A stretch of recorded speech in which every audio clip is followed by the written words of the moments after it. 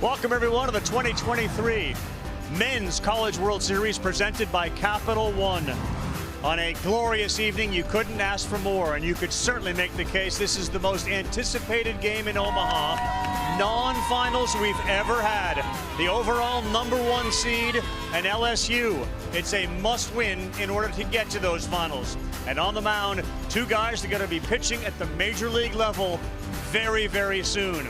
The most dominant pitcher in the college game on the planet against a guy that has never lost this season. When he's on the mound, his team is unbeaten. How'd we get here? Wake Forest had what appeared to be a pretty good advantage coming into last night's game, and Griffin Herring showed up and shut that dream down. A Beloso blast, and LSU survives, trying to do what they did in 2017 and knock off the overall #1 twice to get into a finals against a Florida team. They lost then. If they get a chance, they hope obviously to win a crown. That's Kyle Peterson, Chris Burke. We'll hear from Chris Budden in just a minute. If you're a college baseball fan, if you're a baseball fan and you hear Paul Skeens and Rhett Lauder, you say, sign me up, I'm not budging. This might be kind of fun. I mean, we got excited last night. You don't become fans, but you become fans of this matchup. It could be the best pitching matchup we've ever seen in Omaha. For Paul Skeens, he's the best collegiate pitcher I've ever sseen. 3 strikeouts to break Ben McDonald's LSU record and the SEC record for single-season strikeouts. For Rhett Lauder, they don't lose when he's out there. 18-0 this year for the guy that will be a first-rounder himself. First-rounder against first-rounder and two of the best in the country. Decent evening, gentlemen. Wake Forest came in with one of the best offenses in baseball. They just lost Nick Kurtz a few minutes ago to a rib injury. We'll tell you about that more in detail in just a couple of minutes. And the team hasn't hit it all. LSU has hit enough. Yep. And they got the guys that can hit it over the wall. Yeah, enough about the pitchers. Let's talk about the bats, right? We got two of the best in the country. Dylan Cruz, second in the country in on-base percentage, will probably be the first pick in the draft next month. And Brock Wilken, the ACC's all-time leader in home runs, tied for the National League in home runs this season. We got some real dudes in both lineups. Absolutely do. Draft picks all over the place and a must-win game. Lauder, Skeens, Wake, LSU. And the story on how they both got to this point in their lives with Chris Budden when we come back to the College World Series.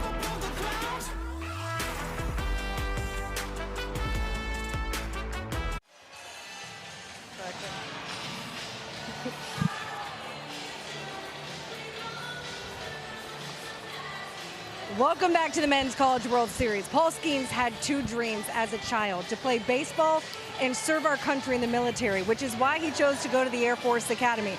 That was before he realized that he would be the #1 pitcher in the country, and the dreams of playing the MLB became very real. But it was an emotional decision for him because he made a commitment to our country, one that he plans to honor when baseball is done.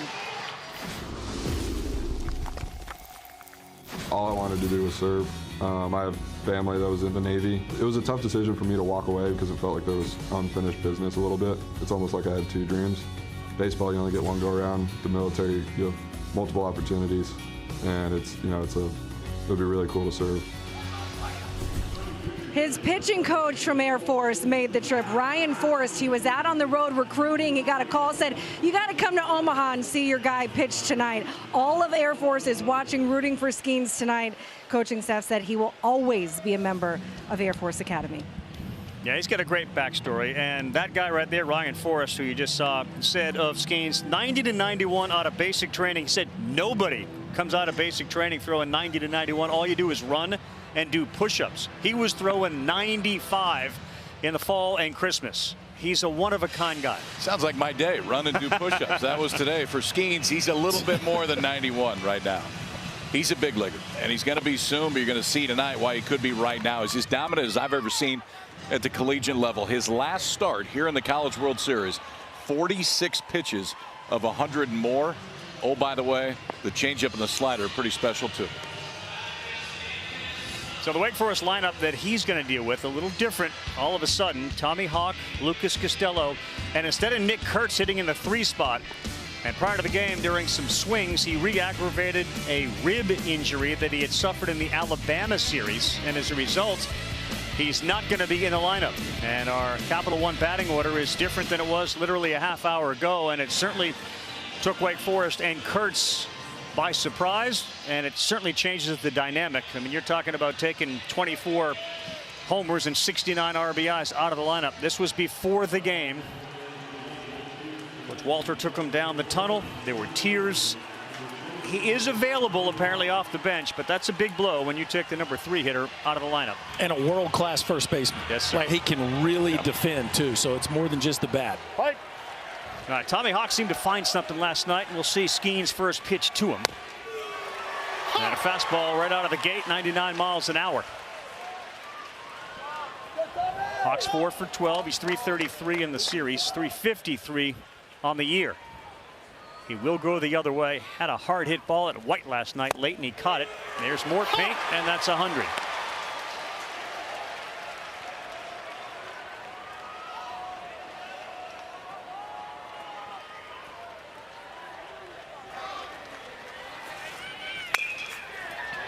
And this one is to shallow left. The sun is awful, and it literally drops 10 feet in front of Josh Pearson. He had no idea where it was. And that's something to keep an eye on now. Any ball hit in the air to left field. Brutal part of the day for left fielder Josh Pearson. Just helpless there on a ball that should have been an F7. But Tommy Hawk with new life. Interesting. Fastball, steady diet. Against Tennessee, he went slider, changeup to get ahead, then fastballs, and that one misses inside. He threw more changeups in that Tennessee game than he had the entire year in a game. And the changeup was probably his best pitch that day, and he hit 102. That's how good that one was. And a 1-2 to Hawk, the leadoff hitter. This one is put up, and it's the center fielder Cruz who has no problem with the sun there to make the play.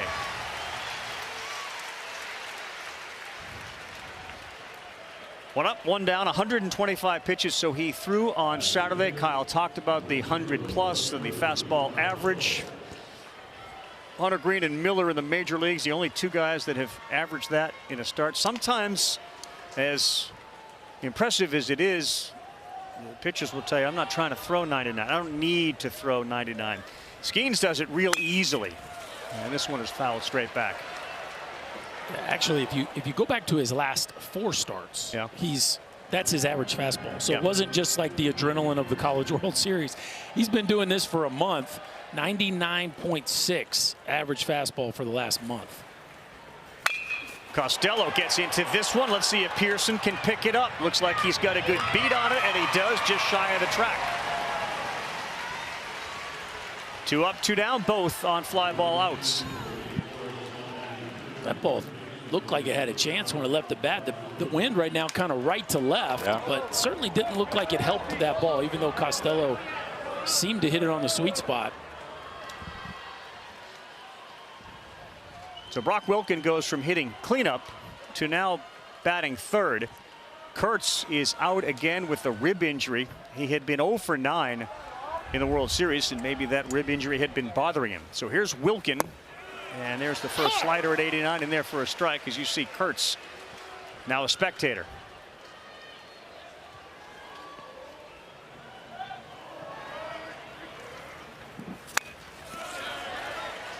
Hitting coach Bill Salento gathered the team right before they came out, and he said, this is going to be our rallying cry. We're doing this for Nicky so that we can play another game.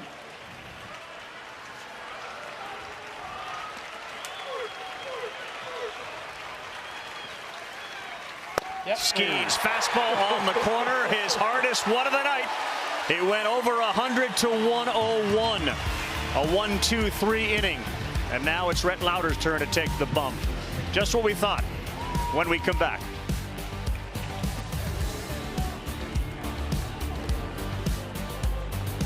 NCAA Men's College World Series presented by Capital One. What's in your wallet? And in part by Burger King. As you take a look at the 1955 Wake Forest team, they went 11-3 in conference, 29-7 overall. Linwood Holt, first team All-American that season. They beat Western Michigan 7-6 in the final game to claim the championship. And here is Rhett Lauder, the junior, 6'2", 200 pounds. And when Rhett Lauder was asked why he chose Wake, guys, in spite of how great he's become, he said, there was really nobody else that wanted me. They were wrong. They were wrong. Because he's really good. Over the course of the season, we talk about Skeens. Louder's a lock first rounder, too. Velo may not quite be there, but it's only going to be in the mid-90s. I'm sorry. Really good two-seam fastball, bottom of the zone. He is a big leaguer as well. Batting order brought to you by Capital One. Cruz, White. Morgan's been terrific. Dugas, Belosos got a hot bat and had a big 3-run home run. Gilbert and Morgan have more extra base hits in the World Series, each of them, than Wake Forest does. And Louder to Cruz to get going. He throws that one at 95 and misses down and away. 4 for 15 here in the World Series is Cruz, and this is as good a bat to ball skill as you're going to see. Rolls one over, and that's by Wilkin. The shortstop, though, is there. Safe! And that's another aspect to Dylan Cruz as he beats it out. This one might be a look here. Wilkin goes do or die and waves by it. Nice job, though, by Houston right behind him. Oh, I think he quick-stepped it. I think the foot gets in there just in time. Hey. You got to look, though, don't you? Yeah, he's safe. He's safe. They're going to go base hit there on that one as Wilkin missed the first chance, but obviously a clean opportunity. It's challenging the ruling of safe at first base. The previous play is under review. They got bad info there. They did. Let's talk about the good info, though, with the number of surefire first-round draft picks, top of the draft coming up when we're in Seattle for that. And you're looking at a guy at first base, a guy on the mound. There's a handful of others, but let's focus on this game and what makes him so special right there. Yeah, I think you said it, the bat to ball, the pitch recognition. He almost never chases. His chase rate's about half of a normal Division I player. I think the ability to hit the ball out to the big part of the ballpark has really been a feather in his cap this year, and I think the walk to strikeout ratio and the ability to continue to get better than that in his career is all the reasons why people love him number one. Talk to me about his BP today. But not yet. After review, the ruling at first base has been confirmed. Safe. Wake Forest has used their first challenge. They have one remaining. So yeah, his BP today was he hit one ball, and it actually kind of looked like that to the left of second base. It was as disciplined middle oppo approach as I've ever seen from a college kid, especially one with that much juice. Well, there's a lot of juice in this bat, too. Tommy White, he's the third baseman. And that pitch misses. So when Louder first started against Stanford, he may have been feeling under the weather. They alluded to that after the game. It took him 31 pitches to get through the first inning. And it just never looked right. Now, this guy is not eligible for the draft this year. You'll get him in 2024. A ton of interest out of high school. No team matched what he wanted, so he went to NC State, hit 27 homers there, broke the freshman record. That's where Tommy Tanks, the nickname, came from. 74 RBI, 54 runs, and then he hit the portal. That's a good pitch, locked him up there. That's where there's a little room. If you can get it in there, and we've seen it a few times against Tommy White this week, and it better be in there, because if not, he'll wear you out. But if you can get it inside black and let it run off, it's tough for him to get to it. 1-2, and how about that? A little slow slider at 87 to strike him out. With two-seam in on the hands before and then drops the slider. And watch location. I mean, it's one that you can handle. It was more the velocity that got Tommy White. Watch how far out in front he is on this one. Slider, Louder kind of falling off at the end. First strikeout and first out of the game is Tommy White. That brings up Trey Morgan having a terrific College World Series. 6 for 14, a couple of doubles and a triple. It's a .429 average for the junior out of New Orleans. Out right here. This is the time of day where the hitters are really at a disadvantage. And as you said it, KP, that was not a well-located slider. Tommy White never saw the dot on that breaking ball. He swung at it like a heater. These are two of the best pitchers, obviously, the game has to offer, but even more of an advantage today with the shadows. Louder throws to Lee. Wilkins at third. Merrick Houston's at short. Justin Johnson at second. Jack Winne is at first.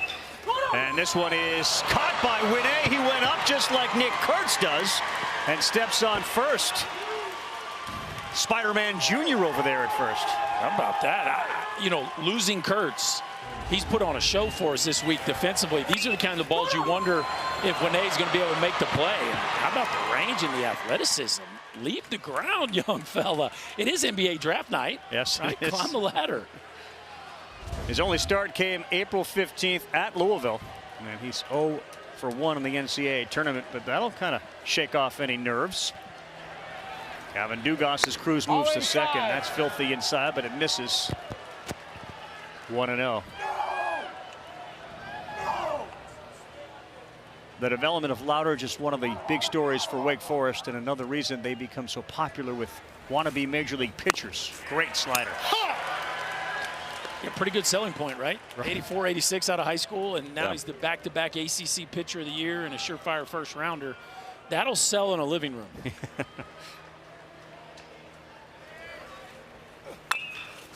And Dugas rolls one over. Wilkin is able to get it before it bounces the second time, and he fires across the diamond. Good inning defensively. Cruz leadoff single, stranded at second. Lauder, like Skeens, leaves with a 0.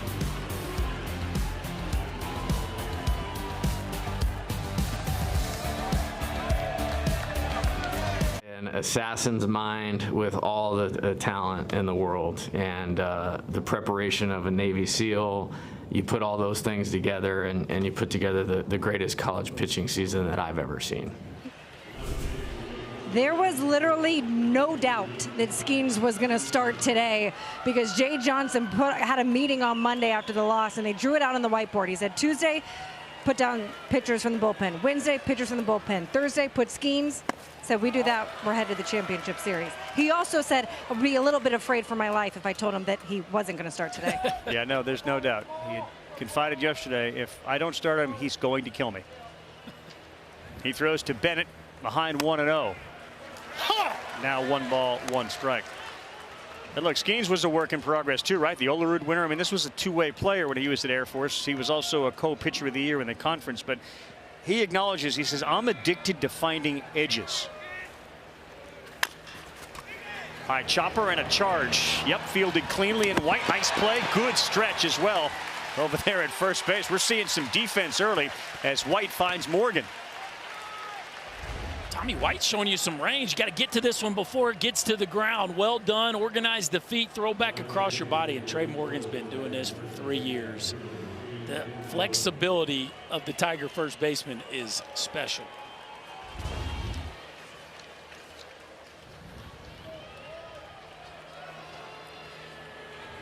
Skeens will now throw to Danny Corona. Is that a change up there? Sir. At 88. So you're going to see this from LSU. We've seen it over the last few weeks, depending on pull side and whether it's a right-hander or a left-hander. They will flip-flop Jordan Thompson and Gavin Dugas up the middle. So Thompson is the shortstop. However, right now he's playing second base. They'll see more ground balls that way, and they're expecting that from Corona. That one misses outside.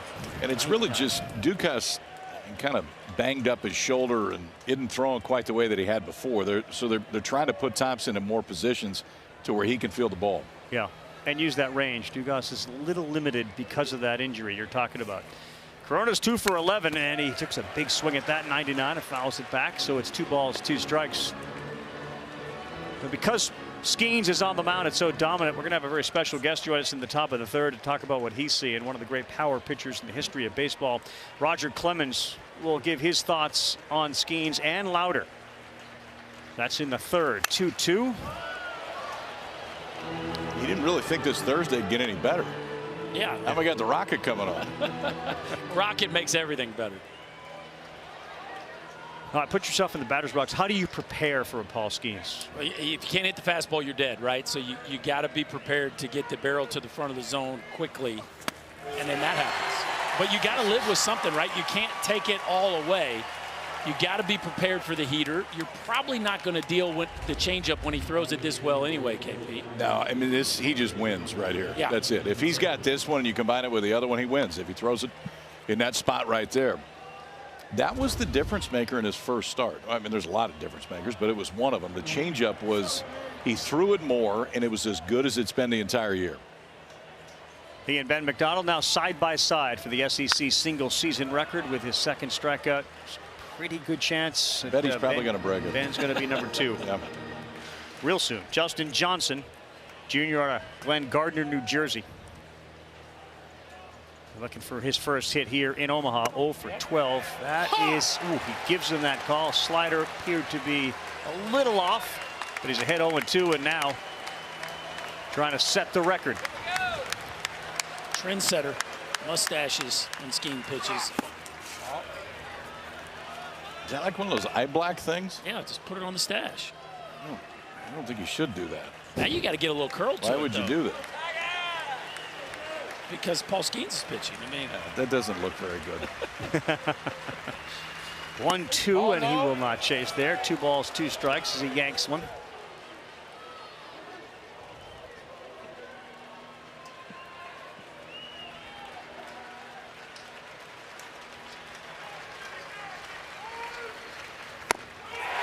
That's it, the new SEC single season record. Through 2 innings, he picks up 3 strikeouts. His coach at Air Force probably could have seen this one coming. 203 and counting for the great Paul Skeens.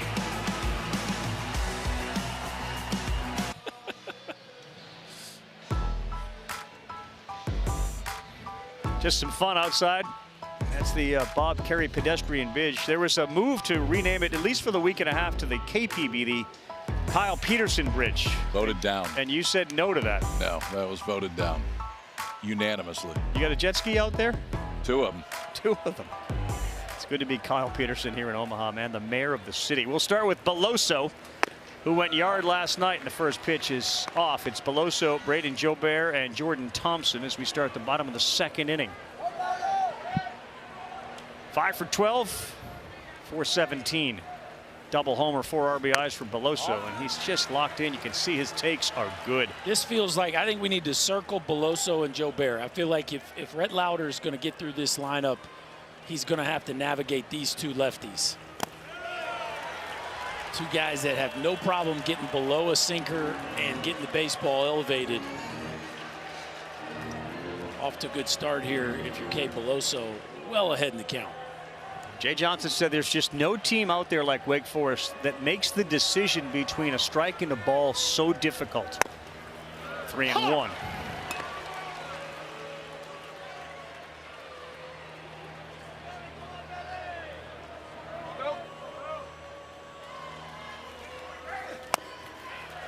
At the knees, yeah, I think there was a little hesitation. Even Beloso said, I can't throw the bat yet. Let's see what Travis Roninger has to say about that strike call. And there you go. We are in full Tiger regalia. 3-2 pitch. Good take. He's aboard with a first walk issued by Lauder. That tells you how much they respect him, KP. That's a 3-2 breaking ball to lead off an inning. 2-0 and 3-2. Well, the other very noticeable part about Lauder, of course, is his hair. He said he just didn't like getting haircuts. He had to come into school, gain weight. Knew he had to improve himself. And that is in there for a strike. Just didn't like getting haircuts, huh? Didn't like it. Mom and Dad were on board, especially when he moved out of the house, he said, because his hair wasn't getting all over the laundry and stuff.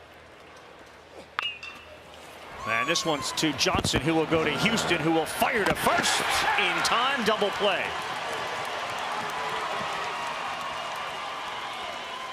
Well, that's a big 4-6-3 right there. Leadoff walk is erased by this Demon Deacon defense. It turns it. Watch, flip the hips. Accurate throw to Houston, who shows off a big arm to get Jobert. This is when a shortstop's got to grab their fastball, get squared up, and throw it downhill. Well done right there by the Wake Forest shortstop. And here is LSU shortstop Jordan Thompson. He rolls one to his counterpart, Houston. And a good inning after the walk. Looking forward to the conversation coming up here. On 9 pitches, Lauder threw it. Here's a guy that knows all about pitching. We'll talk with Roger Clemens about the two studs on the mound tonight after this.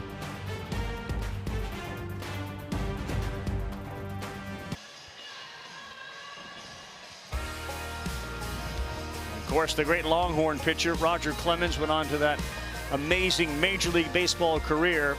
And this is a guy that lives, eats, sleeps baseball still to this day, of course, with his kids playing, but very active in youth baseball, very active in the Longhorns, and you can see the 83 Texas Horns there. And he's going to join us to give us his insights now into guys like Skeens and Lauder. What a treat.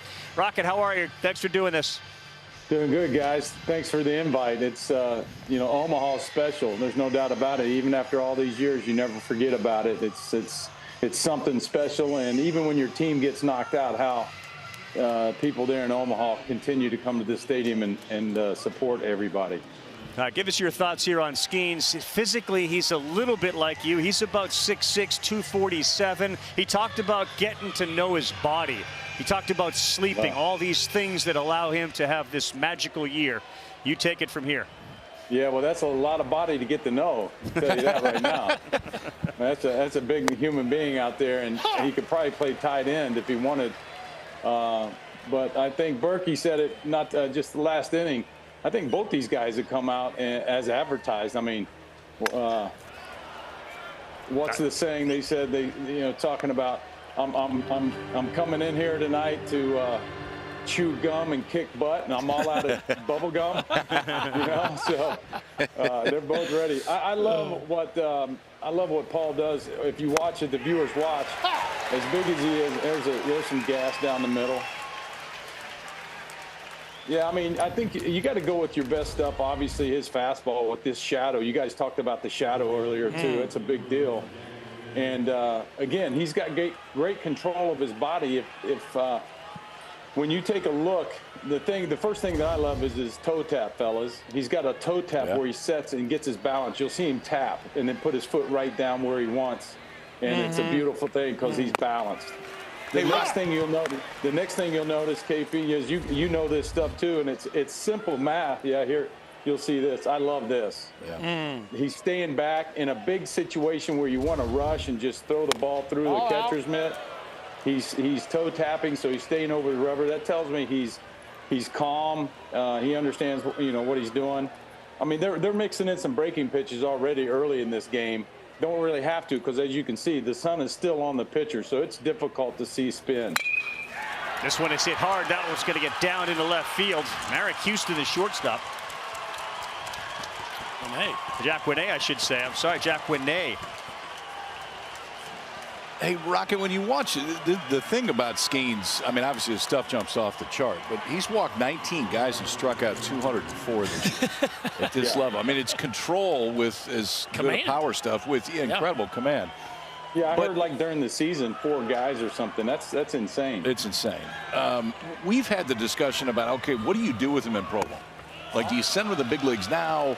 Does it even make any sense to send him to the minor leagues? Before you got to the big leagues and after college, what did you learn between college and then when you got to the big leagues? KP, good question. When back in the day, they had some pitchers that came up. Who was the famous left-hander for the Rangers way back when?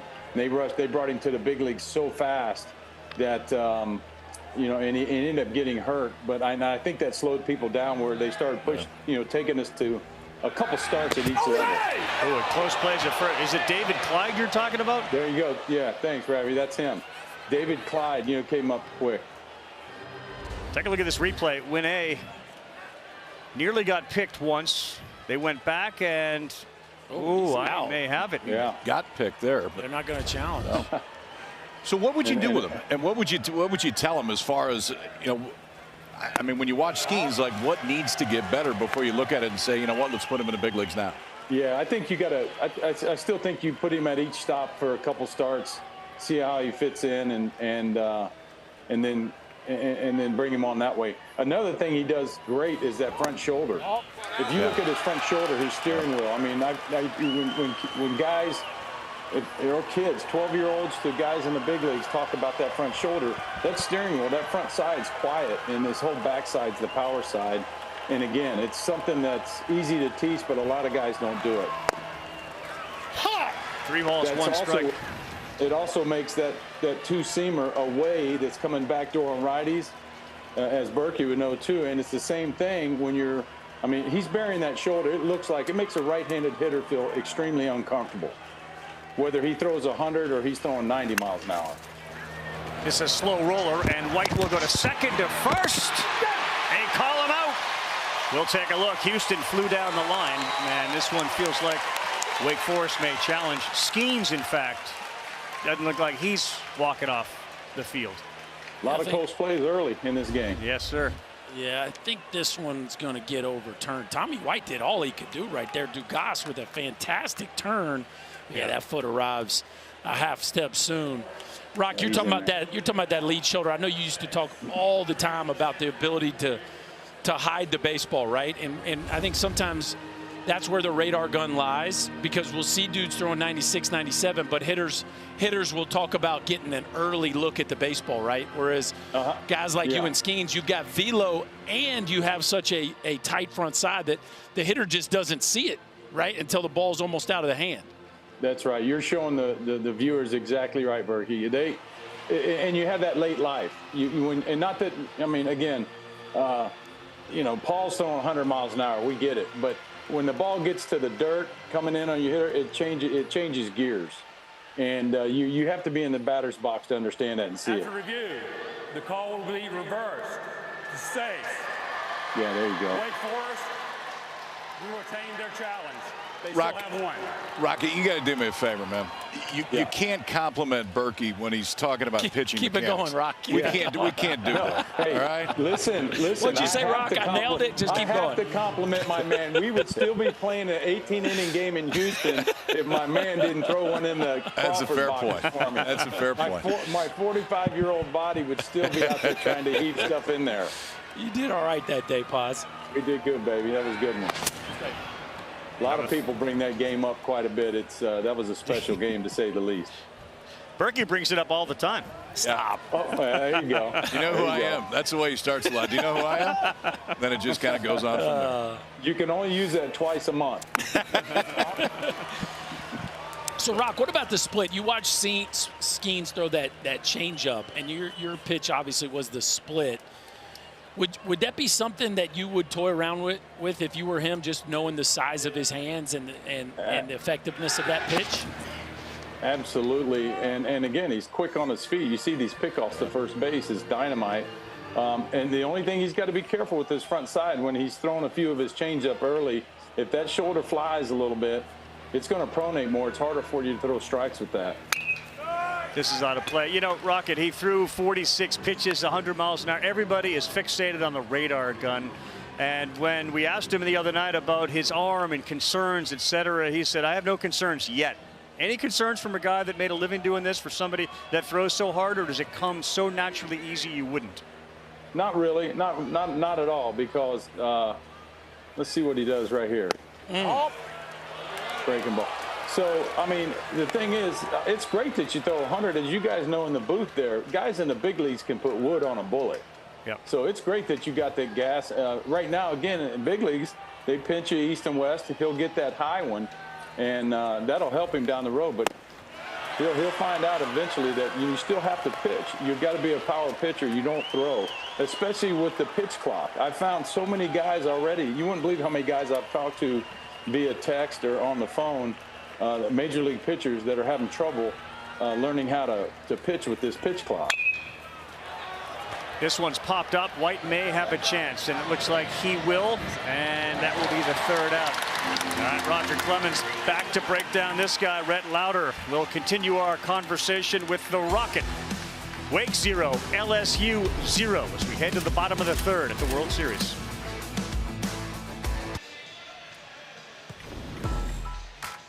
Men's College World Series. This is arguably the biggest non-finals game that they've ever seen in Omaha, given the names of the guys on the mound, given the #1 overall seed, and certainly the idea that the winner moves into the championship series against the Florida Gators.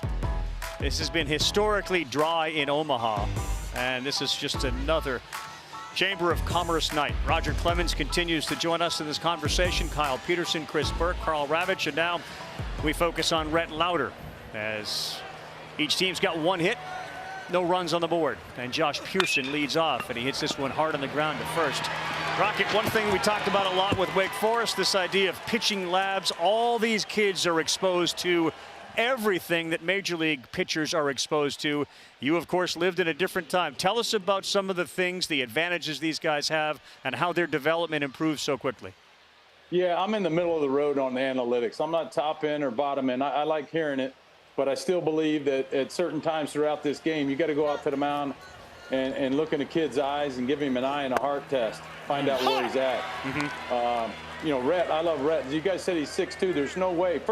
One thing I love about him is that hair. Yeah. He's about 6'4". He's got to be 6'4" with that hair. And but the thing you really like about him is I like his shoulder tilt. When he comes out, he's closed very nice, his front shoulder. That steering wheel is good, and he's got a little tilt right here. I love it. That takes a lot of pressure off your arm and elbow. Getting ground balls there. Houston makes the play. Take another look at him pitching here, Roger. Yeah, take a look at this. You're going to look at that closed. Makes you very uncomfortable. A little shoulder tilt. Turns it loose. Some of these guys, you see them swing to first base a little bit, both of them. I'm not big on that. A lot of the young guys do that. The college dudes and minor league guys, they kind of swing that back leg over towards first base. We were always taught to go forward a little bit further, gain another 4 inches of the ball coming off your fingertips and let your back leg kind of get over the bucket, if you will. If y'all remember that. I know you guys heard that before. Yeah. And but some of these young dudes, they swing that gate over to the side a little bit. You know, nothing wrong with it, but you could clean it up. You could go towards that hitter another 2 or 3 inches. It'd be a big difference. Here's a really good hitter, Dylan Cruz. And he challenged him there, 88 miles an hour. Great sink on that pitch. Shadows are starting to, yeah, it was. And Shadows are starting to get back towards second base now, it looks like.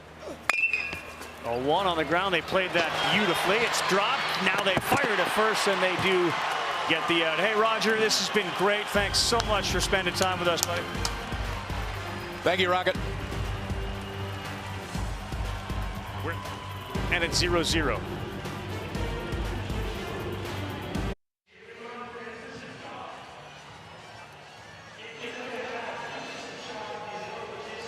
Welcome back to the NCAA Men's College World Series presented by Capital One. Joined with Jay Johnson. Two aces going against each other, second time through the order. What adjustments you need against Lauder to get some guys on base? He's doing a good job of keeping the ball down, but keeping it in the zone. We got to get him up over the plate and hit the right part of the ball. This is as many ground balls as I've seen us hit all year long. So credit to him, and we just got to get him up in the zone. You've been so complimentary of everything that Skeens gives you in the dugout, on the mound.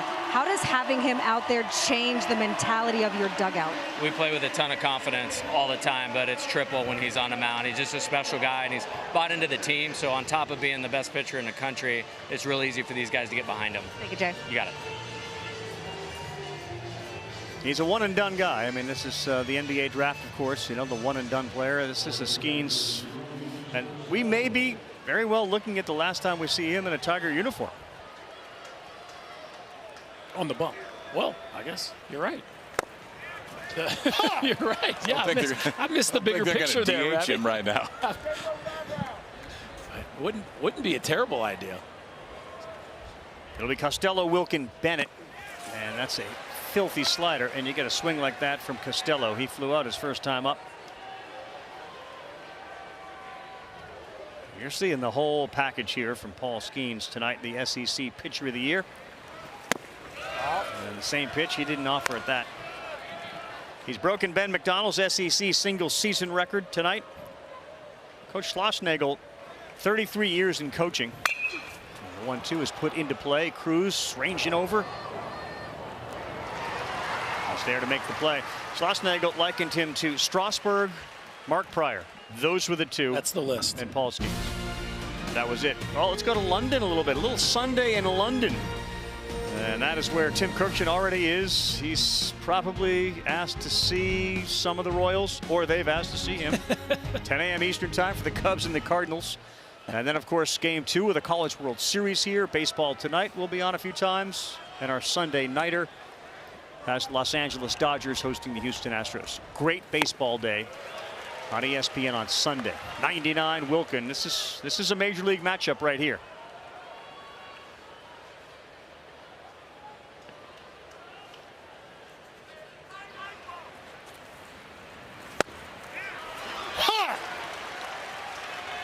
Doesn't it look like he's just playing catch at 99 right now?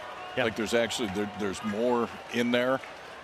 It is as comfortable 100 miles an hour to home plate as you'll see. Oh no! And he's got that.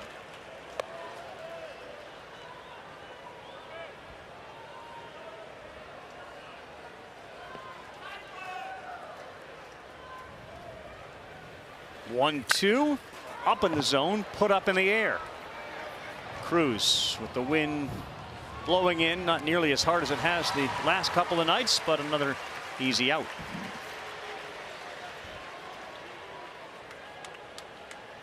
Florida awaits the winner of this game, and the Gators are probably as happy as anybody watching this showdown to be watching this showdown.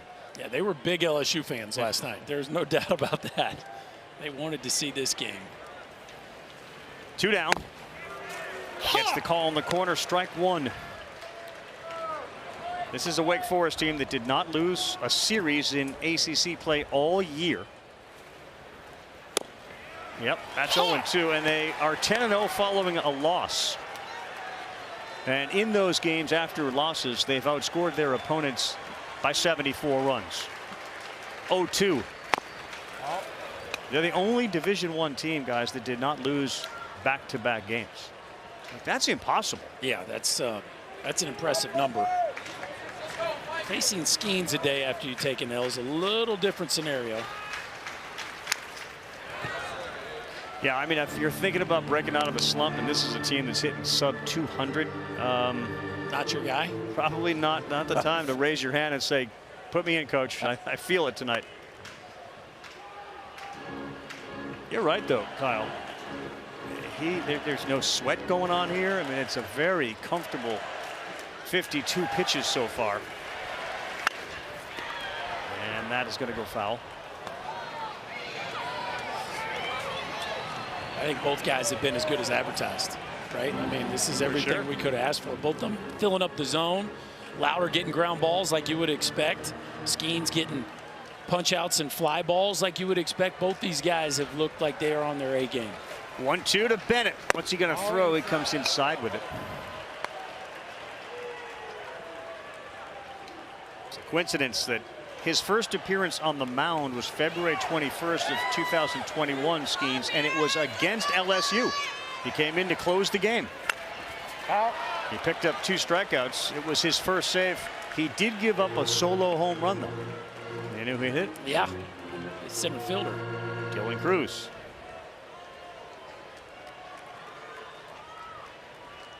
Skeens still mad he didn't throw him another breaking ball. Cruz will have that one over him forever.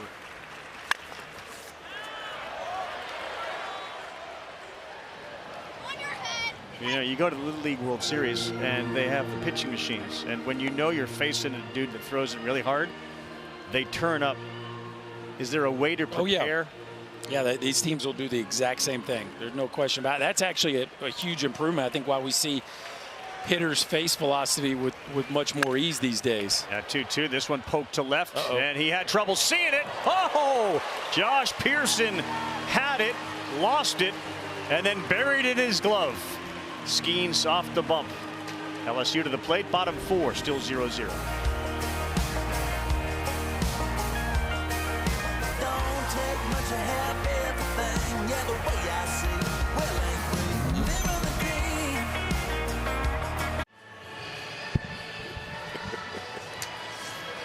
Hope you're all enjoying the night. We certainly are here in Omaha, Nebraska. This is the College World Series, and all right, we got one here. Rob Anderson on the Twitter. So far this College World Series, we've seen Burke's inside the park homer matched, and Ben McDonald's SEC record for K's erased. Feels like I need to check to see any of Piles marks in Omaha. We're broken. Well, the Cardinal were here. Any doors? I used to like Rob Anderson. Anything? I really liked Rob Anderson. I don't know that I do anymore. That came flying in from the back bench. 0-1. Tanks lifts this one high to left field. And it is caught out there. For the first time, LSU is retired on a ball that actually wasn't hit on the ground. That's what you get with Rhett Lauder. I mean, he can really tie up the right-handers, especially. That was uncharacteristic ball in the air, but boy, has he executed the game plan perfectly to this point. Winner of this one will take on Florida. Game 1 of the College World Series Finals. Best 2 out of 3 starts Saturday. Trey Morgan. Ball. Kylie McDaniel has Lauder somewhere in the 11-12 area as far as his draft position currently. Obviously subject to change depending on what the teams are doing. The Skeens, Cruz, Langford conversation is going to be a fascinating one. Good fastball there in on the fists. Yeah, you don't lose on that one. You don't. I mean, we've talked about this plenty. I think it's a great year to pick third. Who's left? Oh, good. We really liked him, too. We'll take him. Yes, you're with us. 1-2. Yep. Yes, sir. Through Umcam, and that's another strikeout. Heard Trey Morgan last night calling the balls out when they were coming in. This one kind of surprised him. You said two-seamer moving away from the left-hander, and that is locking somebody up right there. Glove side, stick it there. Starts just off the plate. Comes all the way back. Second strikeout of the night for Rhett Lauder. 4th game in 4 days for LSU. That's a good pitch right there at 89 miles an hour. Threw him a changeup. LSU's got 5 wins over #1 national seeds, which is tied with South Carolina. And there's a good one in there. A slider 0-2, and this is the vintage. This is the best Rhett Lauder here. And the pace and the energy. I mean, you could tell he is in total command right now. And Dugas into left, and that's going to get down. Gavin Dugas' 3rd hit of the College World Series. And he's aboard with 2 outs. Maybe the LSU Tigers can start. He's pointing to his eyes. Maybe they're starting to see the spin here. Watch him extend the barrel, right? Release the top hand, keep his chest down.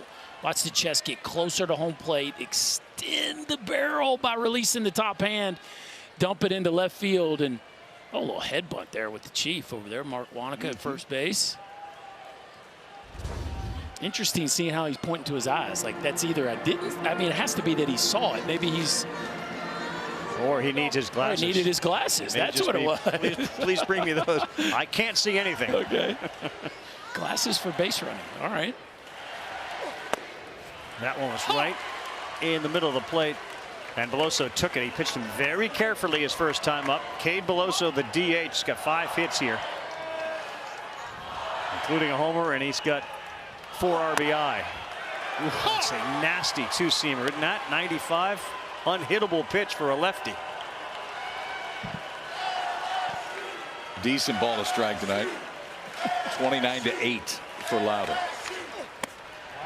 We talk about Skeens in the walks this year for Lauder. It's 22 walks, 137 strikeouts coming into this game in 113 innings. He's walking about less than 2 per 9 this year. His next strikeout will tie him with Hartle, 140 for the single season mark there. That's down though, and it's 2 balls, 2 strikes. Hurting Mike Buddy's feelings again. I know. I didn't Buddy mention comes into this thing. He's the single season strikeout leader. Now he's 3rd. He's here tonight watching, crying a little bit. Saw him before the game. Yeah. Take a back seat, Mike. How about an 89-mile-an-hour changeup? We saw slider, 2-seamer, change piece. He's got decent stuff, Rev. This is kind of fun. Burke's uncomfortable, and that's what I like. Watching guys just deal like this on both sides. Skeens up to 100. Lauder showing you can get it done a lot of different ways. 95 on the fastball, 89 on the change. We are scoreless through 4. That was a hazy deal. Welcome back to the NCAA Men's College World Series presented by Capital One. Joined with Tom Walter. Knowing you have to win today, but there is a series ahead. How did the conversation go to give Rhett the ball today? Well, he wanted the ball. There was nothing we could say or do that was going to keep him from pitching today, and he's our guy. Kind of figured that was the answer. What's the game plan against Paul Skeens? How hard is that? We just got to battle. You know, we've gotten into some good counts and taken some good swings. He's obviously really good. We just got to keep fighting, try to run his pitch count up. For Kurtz, how did the conversation go with him? He said, I'm good, I want to play. How did you tell him that the best thing for the team was to not play? Yeah, I mean, he couldn't rotate. I mean, that young man's heartbroken, and I'm heartbroken for him. He was in tears wanting to be in this game today and help his teammates. But who knows, maybe we'll get to him late in this game. I appreciate it. Thank you, Coach. Thank you. All right, door open for that possibility, and the first pitch swung at, and a sky-high fly ball out there into right. Everyone's waiting for it to come down, and it does in the glove of Braden Jobert. Well, he's available, right? Yep. And, you know, it's a good sign for two reasons for Wake Forest. Number one, it must not be so bad that he would be out even if they were able to advance. And number two, it's a nice card to play late in the ball game. Sure, it's a great card to pull. But Jack Winney has been fantastic. He's got their only hit, and he's made a couple nice plays at first. He's got one start all year. A start for the freshman coming in. Hey, here you go. Skeens to go to the title game. Yeah. Exactly. Title series. Take them deep if you can. 1 ball, 1 strike to Justin Johnson. 5 consecutive fly ball outs for Wake Forest against Skeens.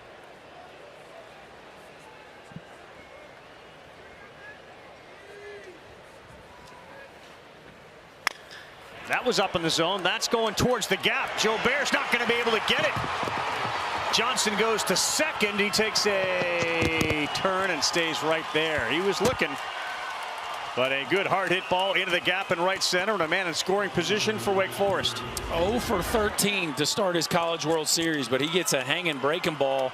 And boy, is this a great sign for the Demon Deacons to see Justin Johnson stay on a breaking ball, use the backside gap, a rocket into right center field, and that's going to bring on Jay Johnson to have a chat with his big right-hander as Demon Deacons have their first chance with a runner in scoring position. You mentioned that Johnson had been 0 for 12 coming into this, and then all of a sudden, after not having any success his first time up with a strikeout, he delivers a big blow. And the way that Lauder's pitching, I mean, we've had games like this. You realize, you know, you get 1 or 2. One's a lot tonight. It feels like a lot. One feels like a lot tonight. Yeah, you're all in to score first right here.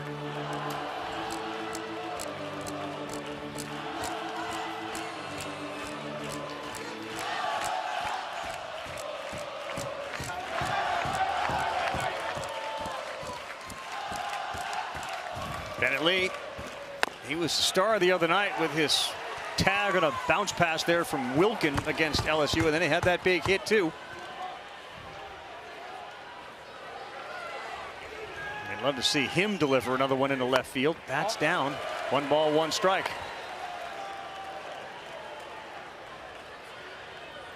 Well, he's one of those kids that came over from the transfer portal. He was a catcher. His good buddy is Manasseh on this team, and he found out he was available. And one quick phone call later said, "You need a catcher?" "Yes, we do." We got on the phone with Walter, and lo and behold, Bennett Lee became the backstop on this Wake Forest team. Fairly important to Wake in this College World Series. Huge, right? Game-winning hit, made an unbelievable play at the plate. He's led his pitching staff the entire year. There were 8 teams here when we started. Florida still left. These 2. Stanford, TCU, Oral Roberts, Tennessee, Virginia, all go home. And watch.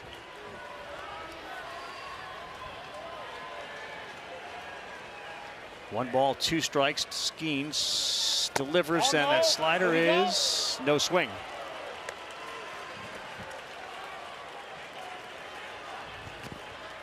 You guys saw the dominant Skeens outing. Is there any difference between that one and this one? Velo's down a tick. I mean, still throwing 99, but Yeah. you know, the other day he was kind of living 99 to 102 the entire game, so down a little. Secondary stuff has been outstanding. There's a Hundy. I think that's our third. Couple. He has not thrown as many changeups tonight yet, and some of it is just based on lineup. I mean, there's more right-handers in this lineup. 3-2 on the ground. Fair ball. Long throw. And it is caught by Morgan. As White was able to throw it all the way in the air to the first baseman, and as a result, Johnson stays at second. All right, so we've talked plenty about Paul Skeens. Guys, he throws 100, but watch location on these fastballs. I mean, early it was dot. That's not just arm side. He was doing a glove side too, and then comes back off speed. And this is a difference maker. The changeup, he hadn't thrown a ton, and then the slider, he's got plenty to swing and miss. It is everything you would want to see out of a college arm. Well, how would this story be? Jack Winay, who found out about 10 minutes before the game he was going to start. He already has one hit. He looks at a slider in there for a strike. He's already made a big defensive play. How about taking Skeens and bringing in that first run? This would be some story right here. That one is going to end up going into fair territory. Yeah, it started foul with some good spin on it, and it ends up right in the glove of Morgan. So they will strand the runner at second. Paul Skeens, Rhett Lauder as advertised. Bottom 5 coming up with donuts on the board and just 4 hits.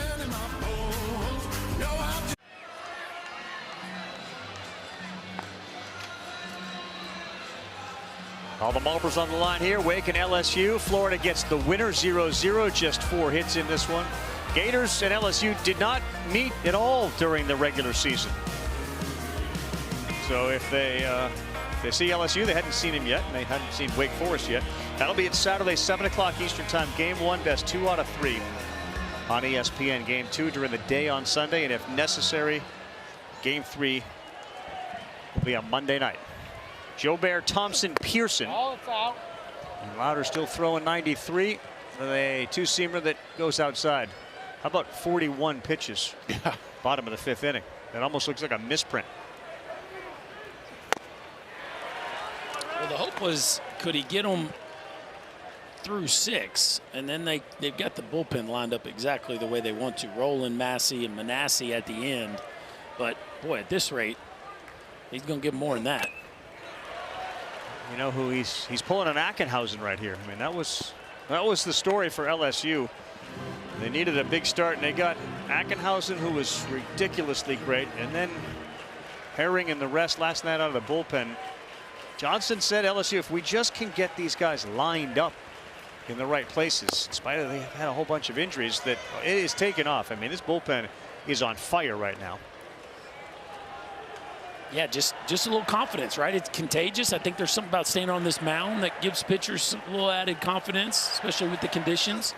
2-2, great pitch, another strikeout. That's his 4th, and he now holds the single season record at Wake Forest. Pretty decent week for Mr. Lauder. Goes back to the slider right here. So he's got 2 different off-speed pitches he'll throw to lefties. We saw the changeup just before that. It's right over the top of that slider. 4 strikeout of the day for Rhett Lauder, the single season all-time leader at Wake Forest.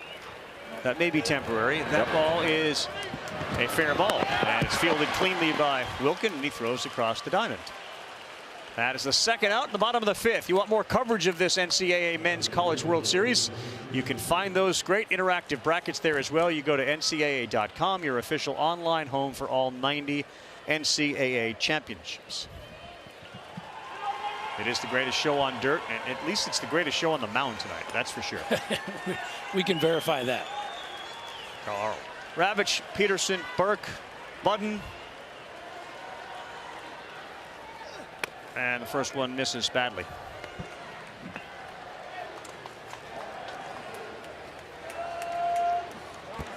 And there's a very good chance, obviously, Wake Forest continues. We may not see Lauder, but this record may go because Hartle will be back on the bump at some point.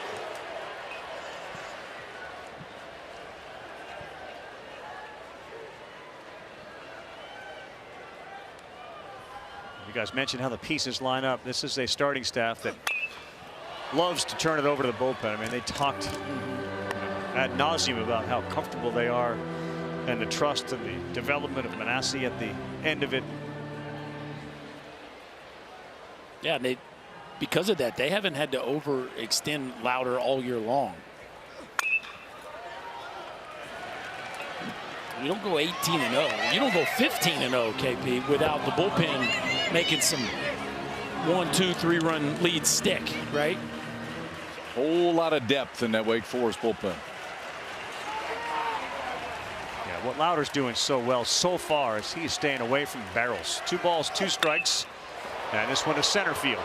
And Hawk came in and now backs up a few. And that is a graveyard for baseballs here at Charles Schwab Field.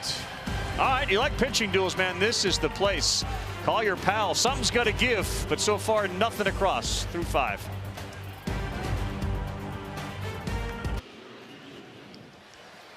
All right, we have the Golden Spikes Award finalists, and they're all here. Caglione, Skeens, Cruz. Sunday, June 25th, 2:30 Eastern Time. It'll be announced.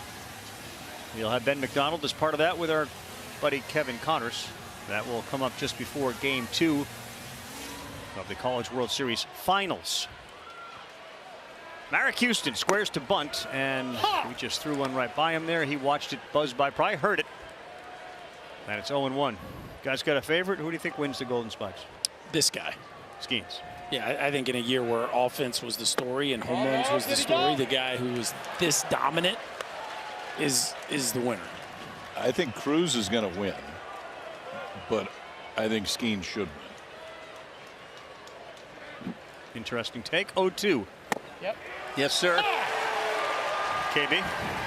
Yeah, part of what Paul Skeens does is for every strikeout, he donates money to Folds of Honor. And after the game the other night, it became such an attention that $10,000 from fans all around the country donated to that Folds of Honor. His goal was to reach $20,000 by the end of the year. He's now at $24,000 because of everyone watching. That's a tremendous story. As Tommy Hawk looks at a slider in there for a strike. Folds of Honor is a nonprofit that gives academic scholarships to spouses and children of military and first responders who were either killed or disabled. His commitment to the military, and also recognizing, guys, the platform that Paul Skeens has. Yes, and is going to good have. with it. Yeah, yes. Absolutely. Yeah, that will only grow. You can just tell that the kind of human being Paul Skeens is. He's going to make a difference in a lot of people's lives. Oh, that did not miss by much to Tommy Hawk. About 3 straight sliders. Backdoor breaking balls, like the command of a flamethrower, a 21-year-old flamethrower. It's just remarkable. 1-2 to Hawk. Yep, he chases. That's back-to-back strikeouts, and that is filthy. This is getting. He threw him. Look at him. He throws 100, folks. He threw 3 straight sliders, and then he did it again. 4 straight sliders. Tommy Hawk's like, hold it. Hold it. You know how hard you throw? You don't have to do that, too. There's a fastball in here somewhere, he's thinking, right? He had a pretty good smile on his face, too, out there. He struck out 4 of the first 7 and then kind of got away from the strikeout thing. And now 2 more here. And we'll paint at 98 to Lucas Costello.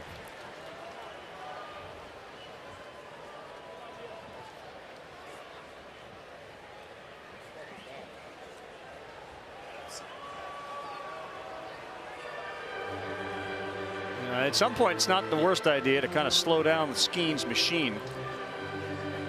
And really, the last time we saw Salento get together with one of his hitters was when Bennett Lee went out there and said, my boots are shaking. You know, can you tell me a story? Put your arm around me. And he did. They smiled. He got that big, huge game-winning hit. This is Bill Salento recognizing the rhythm, the incredible rhythm that Paul Skeens has fallen into. Let's take a look at last start to this start. So on full rest against Tennessee, 46 pitches of 100 plus. Tonight, a few days shy of full rest, just 11. So not his A+ velo tonight. Sorry.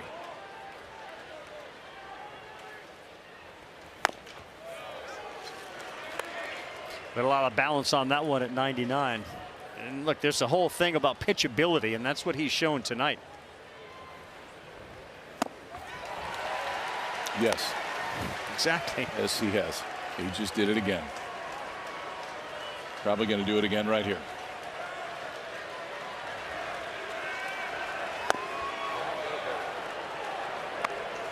Showed you a pickoff move, a really good one a couple times. Like, he does the little things too. It's not just the raw stuff. There's so much more to it. Missed the last few glove side with a fastball, so he throws a slider in there, and that one goes to the seats back here behind home plate.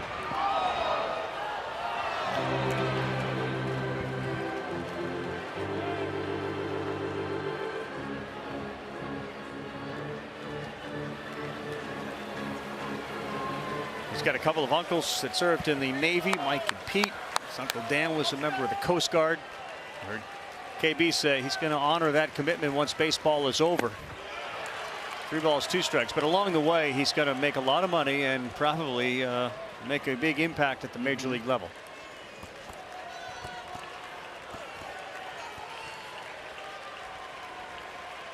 '83rd pitch of the night for Skeens, and that's a good effort to foul it off. It was 100 by Costello. He's had a heck of an AB, right? The timeout by Bill Salento maybe centered him up, and this AB has been very competitive.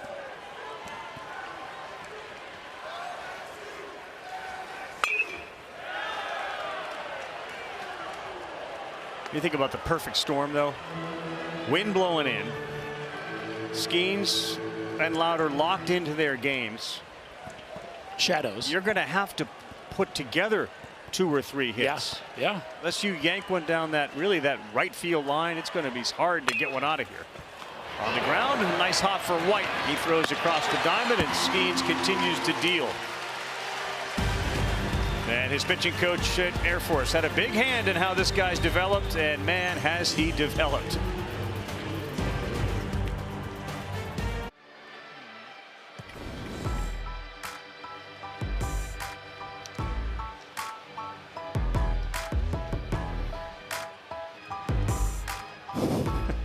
All the images from Florida, they've been seen all over social media, Sports Center, everywhere else. Catch by Robertson at the wall.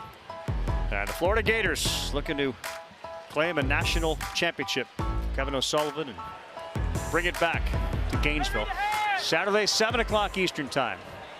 The Skeens Louder showdown continues now with Milazzo, the catcher, has been moved to the 9 spot, 6-3. He went out the first time, and then we turn it over to Cruz and White. All out.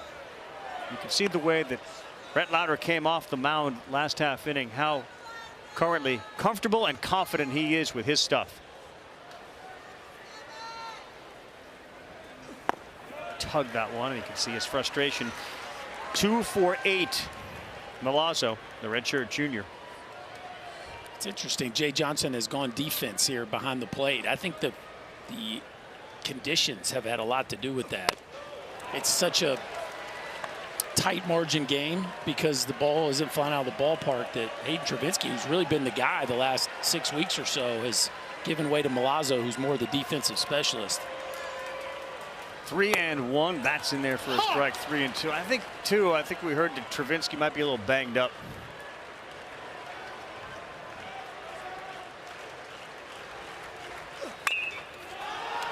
Well, how about that? Good battle back there where it looked like perhaps Louder had been losing his arm slot. He gets it back. He battles back, and he gets Milazzo to fly out. I think what makes Louder so good, too, it's one-pitch adjustments. Check this out, KP. See if this does anything for you. Dylan Cruz homers this year. You can see where he likes to leave the ballpark. It's pretty much just left of center to the right field line. So 18 homers, only 4 what you would call true pull side homers. And you can see the plan against Cruz today for Louder. Keep the ball down and keep it in. And that's where you got to go right there. That's the heat map of Dylan Cruz. The blue is where he's actually pitchable. You got to keep the ball down and on the inner third. Well done right there. You're welcome. Great circle. You're welcome. Fantastic circle by you. 0-2, and he challenged him. That's up the middle. Cut off. Johnson. Nice play. Wow. Justin Johnson took a hit away from Dylan Cruz. So, again, trying to crowd him, right? That's the game plan against Dylan Cruz. This one's more middle. It's in, but it's middle. And Cruz, maybe not quite the sweet spot part of the bat, but credit Wake Forest. Perfect positioning. Justin Johnson able to range up the middle to finish that one off. A nice strong arm to finish that play. And that is a big out recorded by Rhett Louder. Here's another guy that can go the other way and lose the ball over the wall. Tommy White.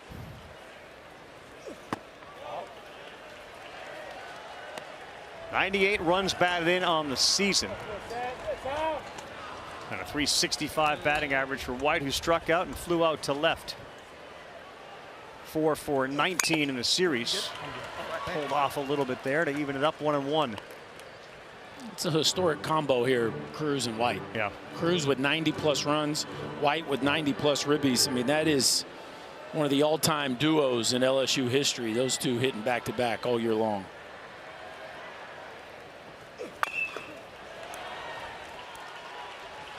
Well, Jay Johnson's seen some hitters in his day. He talks about opposite field power and guys that go the other way. Your graphic showed Cruz. He says Cruz is the best he's ever seen. He says Chris Bryant is right there. He said Tommy White is another one who's in that conversation. 1-2, and there is one the other way, and that one is peeling into the corner. So White hits first, takes a look, and he will put the brakes on at second. But there is that power the other way, and a 2-out double. And this makes that play by Justin Johnson that much bigger, KP, right? You retire Cruz, or it'd be 1-0 right now. 104-mile-an-hour rocket, a changeup there, out over the plate. Tommy White with a little scissor kick, keep the chest down, move the barrel with a beautiful direction the opposite way. And now the Tigers have a runner in scoring position. How about Rav foreshadowing right there? All over it. Big old scouting reporter. You're good at this TV stuff, Rav. Not your first game. We've seen this too before. When there's any agitation, the pitching coach Luscaro will come out and he'll just tell stories. You know, he'll get everybody on board. And there's no evidence that Lauder is tiring, but Cole Rowland is a show unto himself. Yeah. When he rolls out of the mound. There's a whole lot of fidgeting. Yeah, we call Skeens must-see TV. Yeah. Cole Rowland is like the most entertaining guy in the sport. He's in show mode right now, but not when he's between the white lines. Trey Morgan is up in a big spot. Morgan was the guy thrown out in the 8th inning the other night when they had the, quote, red play on, which is the contact play. And that's why he went. A lot of folks were wondering, why did he go there? And when red is on, you go. Johnson said about the plate, no regrets. And if you remember that game, it came down really to Wake Forest getting a clutch hit at the end, and LSU didn't. This feels like a fantastic matchup if you're LSU. Now, Rhett Lauder's able to make pitches against anybody, but the fastball tends to leak away to left-handers, and Trey Morgan loves hitting that ball to the backside of the field. And he has had a tremendous World Series, and oh, it's snared by the third baseman, Brock Wilken. Last night, Hawk hit one that White snared at third. Tonight, Wilken snares a shot off the bat of Morgan, and it stays 0-0. You're good at this TV stuff, too. A backside rocket right there, and Brock Wilken go down and get it. Decent baseball game here, folks. To the 7th, we are scoreless.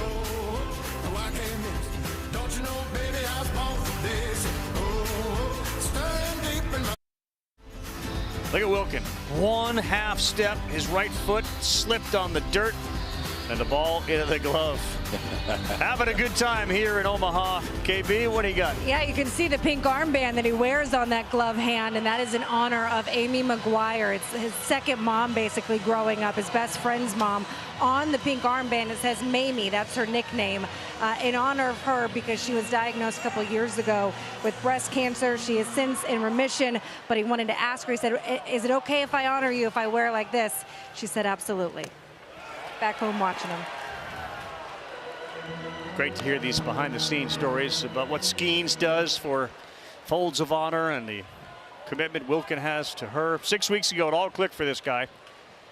And he is wildly popular in the Winston-Salem area, especially with children. He's always loaning his time and energy to special needs kids in the area. A huge heart. Oof, that ball was hung up there, and he fouled it back. Can we just talk about how good the players are in this generation? Paul Skeens just broke a Ben McDonald record. Right. Yeah. Okay. Unbreakable. Brock Wilken broke a J.D. Drew record. Mm-hmm. Like those are two of the biggest legends in the history of college baseball. And this is kind of a record-breaking year, and you see them flying all over the place. Florida's got their all-time home run record for their university, but these two right here broke two pretty special guys' marks. He gets the call there. Wilkin didn't like it. 98. He is a manic worker. Is Wilkin. Kind of got a little ostracized as a freshman. He was going to be the big man on campus. He got his butt kicked at Notre Dame. He spoils one there. Next day, after he didn't make Team USA, he was on Cape Cod playing. He didn't sulk. He was on Cape Cod playing. And a year later, Merrick Houston had a similar situation where he showed some bad body language, and Wilkin grabbed him by the shirt and said, "Not here. I used to do that. That's not a good example. Fix it." That may have been a continued evolution of this guy becoming a leader at Wake Forest. That's exactly what that is, right? And it's one thing to take care of your own business. It's another thing to start calling other people higher. That's when coaches can start to take their hands off the steering wheel and let things be player driven. And they'd rather do that. 2-2 Skeens. Good pitch there. A slider at 87 miles an hour. That's 7 strikeouts for Paul Skeens. Kind of had to use everything that at bat against Wilkin. Fastballs early, then he comes back with this one. Slider's been so solid tonight for Skeens. I mean, you look at both of these guys tonight, and approach is a little bit different. I mean, Lauder getting a lot more ground balls, Skeens getting a lot more fly balls, but the pitch count for Lauder, he's thrown 6 complete. He's thrown 65 pitches. 99 miles an hour, easy, flipping the ball to himself. He's thrown 93 pitches. This is another day in Paul Skeens' world. The 0-1 to Bennett. That sails high. Is there a pitch count? You talked to both coaches beforehand. Lauder didn't feel great after his first start. Skeens is back on a little shorter rest. Any limits? Neither coach expressed a limit. Now, I think with Lauder, they've kind of defined his limit throughout the year, which is about 105. Like, he just doesn't, even when he's on full rest, he doesn't go over. Lauder may pitch into the 12th at 105. Yeah, the pitch count. Right the pitch count's certainly in good shape. With Skeens, I just don't know. I don't know how you're going to get the ball out of your hand. You might have to ask Dylan Cruz to go take the ball out of his hand. Dylan, do me a favor. Just go tell him he's not going back out there. Take I don't want to tell him. game. You go tell him. He's not going to fight you. I ain't doing it. That would probably be my plan. I don't think he'll punch Dylan. 1 ball, 2 strikes. Looking for strikeout number 8.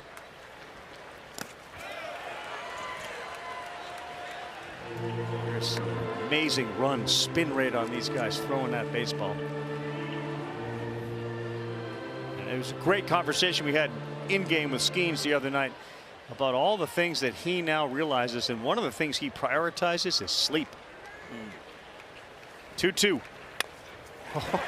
Wow. Okay. Got buckled and still swung. Skeens is having a giggle about that. Watch the knees buckle. We're going to go knee buckle, and we call this emergency hack. That is an emergency hack. That's awesome. When you know your stuff's really good. He went fastball. This one goes to right. Jobert goes back, and he's there to make the easy play, and they're at 2 down. That's what I mean. This ballpark is so big today, and these pitchers are so good. Who is going to score, and how are they going to score? Neither pitcher's making any mistakes. Yeah, there's no free passes. Like, it's unreal, right? We're giving, and the defenses have been flawless. Tommy White has had a really nice day over at third base on a couple tough tries for LSU. It's probably going to come down to one large one. A little low to Danny Corona. He's got 13 of those large ones. Pitch number 100. And Wake Forest has a line in the sand for their pitchers. It's really 100, and then you're coming out.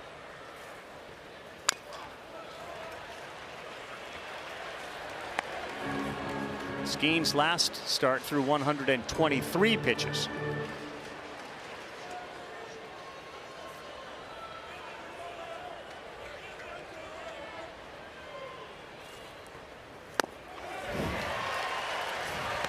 Throw it again.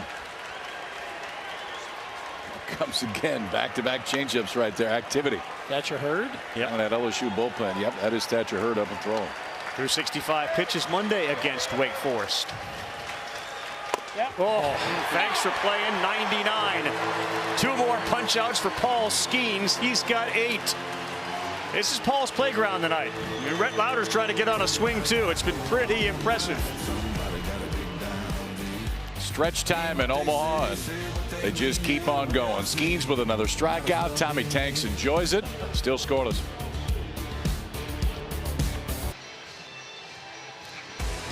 Well, the only thing that's changed so far over the course of these first 6.5 innings, now the wind is blowing from right to left. Other than that, no ball really has been affected by the wind because these guys have been blowing it by hitters. Lauder and Skeens.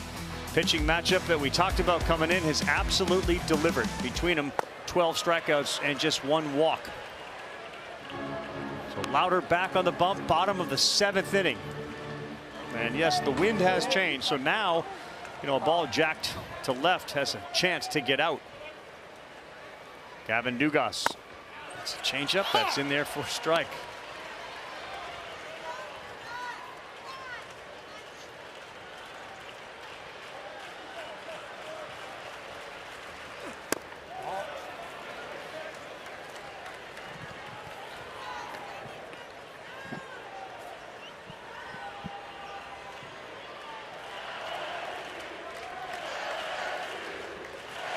Ahead 1-2 to Dugas. And that's pull foul.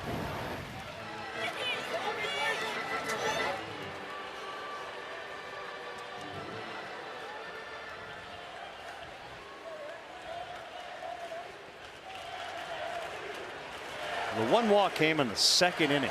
Talk about strike throwing. Oh, wanted that one. That's a good take because that's a really good pitch. Right on right changeup, and Rhett Lauder's showing you that you can throw that thing to righties or lefties if it is that kind of action. That is getting jammed. Foul ball. Foul Good ball, effort by foul Wilkin ball, too. I foul think ball. he thought and knew, you know, that may hit the bag. I got to go try to get it. Their basemen are being tested in this game. Brock Yeah. Wilkin, this is a Dugas thing and a Lauder thing. Like, he's almost playing on the line to start that one, just catches the lip of the grass and scoots foul before Wilkin can get there. But man, they are really taking the third base line away from Dugas.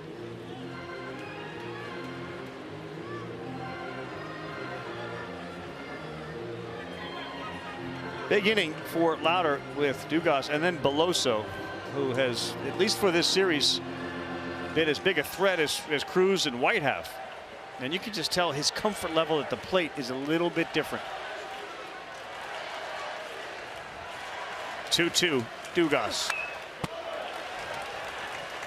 That was a chance right there. Yeah. That was a breaking ball. Didn't have a lot of bite to it. Dugas swung underneath it, almost anticipating more bend than the pitch actually had. Just missed that one. Right off his foot. On a pitch that just kept coming and coming in on him. That man got his ankle.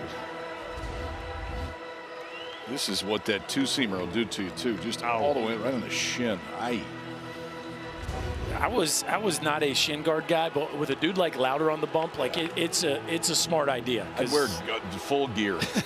Because you're going to wear one of there those. with a shinny.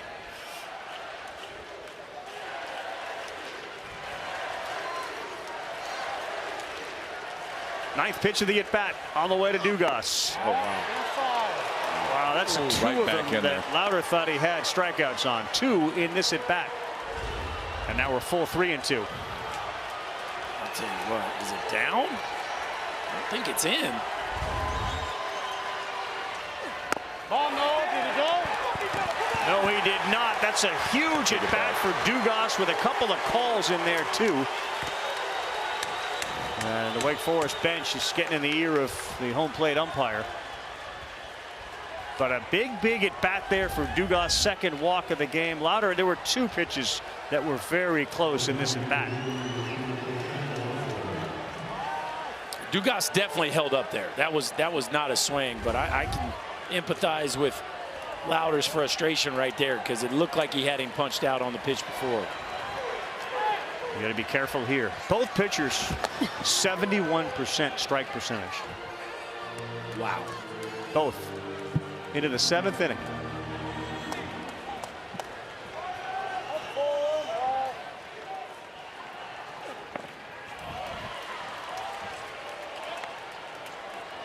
Beloso just not seeing that slider. Nope. Lauder's got him a few times. It's a swing and miss on that one today. No balls, 1 strike. Stugas off first. Beloso a blast last night. Oh, he got one there, and he fouled it straight back. An elevated fastball at 94. Just a little tardy, right? After looking bad on the first pitch breaking ball, that double up thought is in the back of his mind. He just doesn't get to that one.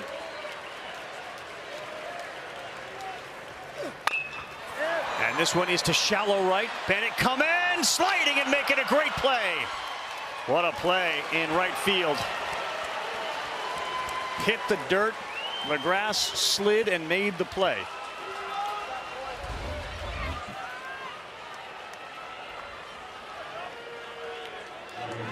And the break has to be really good if he got a chance to make this. But Pierce Bennett straight in on that one, then thought he had a chance too. Closed his eyes. If he didn't slip a little right there, his left foot caught the back of the right calf. You got 1 down. And here's Jobert. He's got 12 home runs on the season. That's in there for a strike. Think back a couple years, Kumal Rocker, Will Bednar was one of those great pitchers duels. You want to go back a long time. Blackjack McDowell and Derek Lilliquist pitched here in '87. 0-2.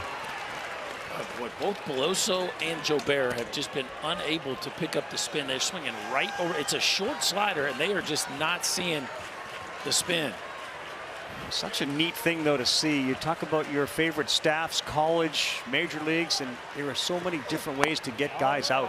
And you're seeing just 2 outstanding performances by 2 very different pitchers. Physically, just different. The movement, the ability to command 3 pitches, though, is what's the same. Whenever they want. 1-2. Yes, sir. That's some cheese at 95 as he elevated. We saw it against Beloso, and there you see the effectiveness against Jobert. There was again. I mean, you go off speed to get to this point, and Lauder, just a 2-seam movement on this thing too, man. It just takes off. I mean, he got a bunch of ground balls early, but still has the ability, if he wants to, has the ability to climb the ladder, and he does it right there. It's in there. Yeah. I don't know how you take the ball away from this guy right now either. Shortstop's Jordan Thompson. That's down. We've seen a whole lot of bat flips tonight, but it's been to themselves. That's right. After they bat, just flip it up in the air and catch it again when you walk it back. Will there be a lot of tipping of the cap tonight? Yeah. A couple of ground outs for Thompson. Ooh.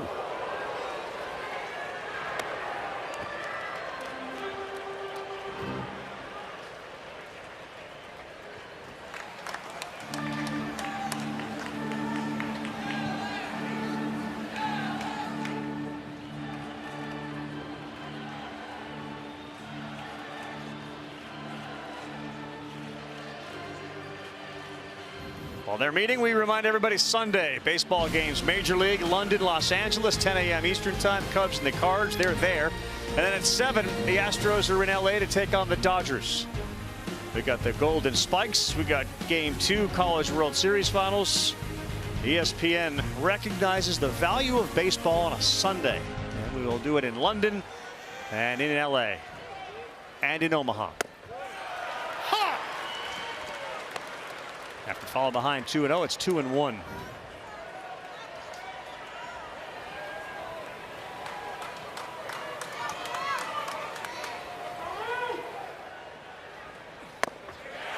That is such a good pitch. It's 2 balls, 2 strikes. The slider has been silly. Rarely do you have a night where both guys on the mound have all 3 going. That's right. And that is what it's been all night. He's got 5 strikeouts on the 2-2 jam shot.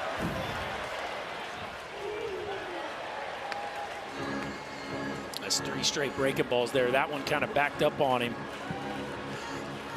Something tells me he's going back to the gas here. Slow him down 3 times in a row. You might see that extra gear he seems to find when he wants a put away fastball.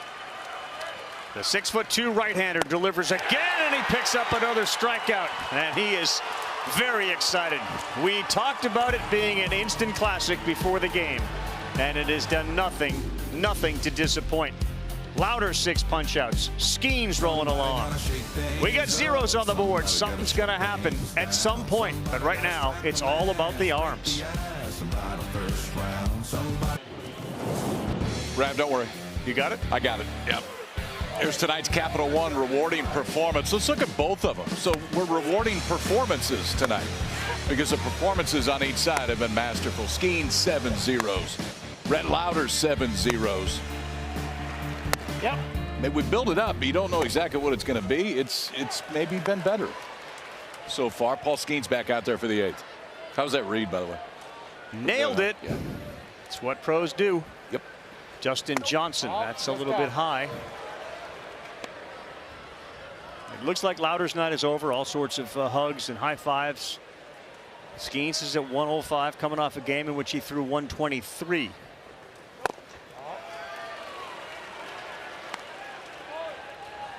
That's a pretty good tell right there.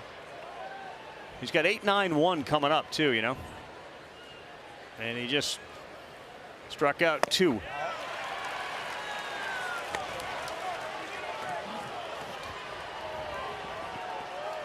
come on, kid. 3-1, trying to get the leadoff man on. And they will. A base runner for Wake Forest. Wilken and Lauder embracing over there. He bleeds. A leadoff walk. Like, that's, talk about a little momentum for a dugout as we see Lauder getting all the love from his homeboys. And now, how does Wake play it? It's the first time tonight Wake has had the leadoff man on. Yeah. We're in the 8th. It's the third base runner of the night they've had. Well, Bennett Lee's come up big. You know, in a game like this, sometimes you think, do you try to get a run under second? But with Skeens on the mound, that doesn't really bring a lot of value. Well, I mean, you're much more likely to get a single than a double. Sure. So, I mean, getting them to scoring position gives you at least some sort of life. But you got the freshman on deck in Winay. Like, what a spot you're asking him to deliver in. I think the smart play here is take your swings, and who knows, maybe Skeens, it's now 4 balls out of 5 here this inning. Jay Johnson going to go check his pulse here.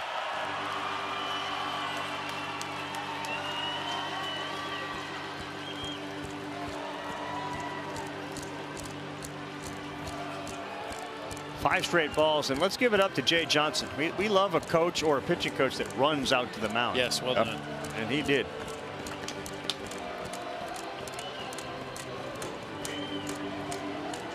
Sitting here in the Wake dugout, and Corey Mascara, pitching coach for Wake, just came up to me and he goes, "How could you not love this game?"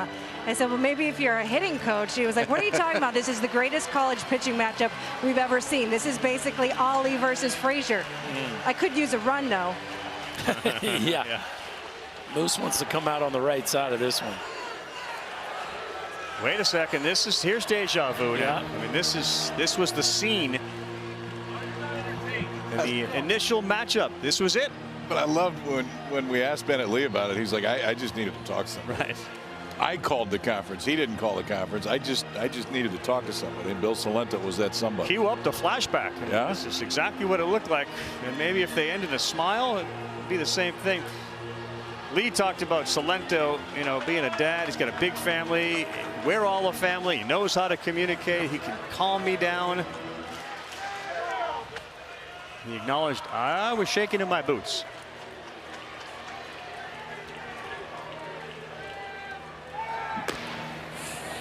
I asked Salento what he said to make him laugh, and he just said, he came over. I said, "Hey, dude, it's good to see you. Hey, how about we do this? You drive in the game-winning RBI. Manasseh goes out there, get 3 outs, and we call it a night." Sound like a plan? And they executed. Now he tries to get a bunt down, and he does. And there will be no play at second, so they do go with the small ball. Yeah. And they advance Johnson to second. Lee, a well-done bunt. He's dancing back to his dugout. So that had to be part of the conversation there, where Bennett Lee wanted to ask, right? They didn't have the bunt sign on the first pitch, and maybe Bennett Lee just felt like that's what that's what he wanted to do, right? May very well be. Yeah. And given his personality, that certainly could be what happened. Well, here you go again. Started the game with the 3-hole hitter Nick Kurtz getting hurt. So that brought Jack Winney into the fold. And he has one of Wake Forest's 2 hits. This is Hollywood stuff for Winney. Kid that went to Belmont Hill High School in Massachusetts. Watch this one go by and became one of the best prep players in the state.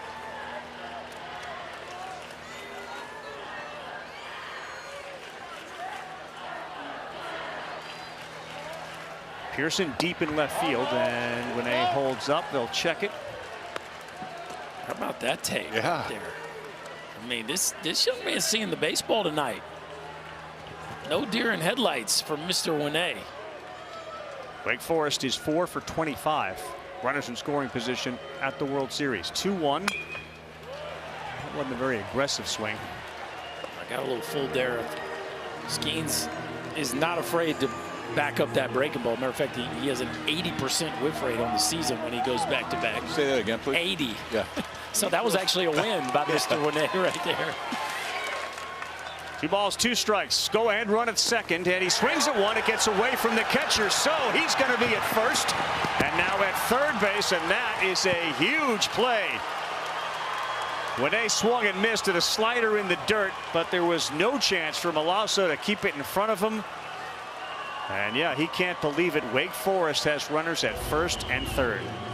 It's a sweeper and a good one right here. I mean, that's a slider, Milazzo. Oh, wow. It's one of the challenges when you go one knee. Is you can't get out there and block it. You can't move nearly as quick. He tries to go backhand, goes all the way to the backstop. For the first time tonight, ladies and gentlemen, we have a base runner at third base. Call it a wild pitch. Merrick Houston, the 9-hitter. Any thought here for safety. A potential safety? Yes. Absolutely. To get the ball down on the ground. Strike one, and he finds 100 in his back pocket. This is where we might see the athlete of Paul Skeens. Trey Morgan now creeping in even closer. That doesn't even look like they're going to really hold. Now he's going back. But Paul Skeens can really field his position. Here it is. There it is, the push. It is fielded. Here's the play at home. How good is the that? tag is made, and out is called Trey Morgan. He came charging like a train and didn't hold it for a second, and they nailed Johnson at the plate. Berkey, there is not a more athletic first baseman in the entire country. When we talk about the glove work at first, he just saved the Tigers' season right there. Like a shortstop playing first base. And how about the short arm flip right on time? And man, Johnson does everything he can. What a slide here, but the tag just in time. Incredible play by Trey Morgan.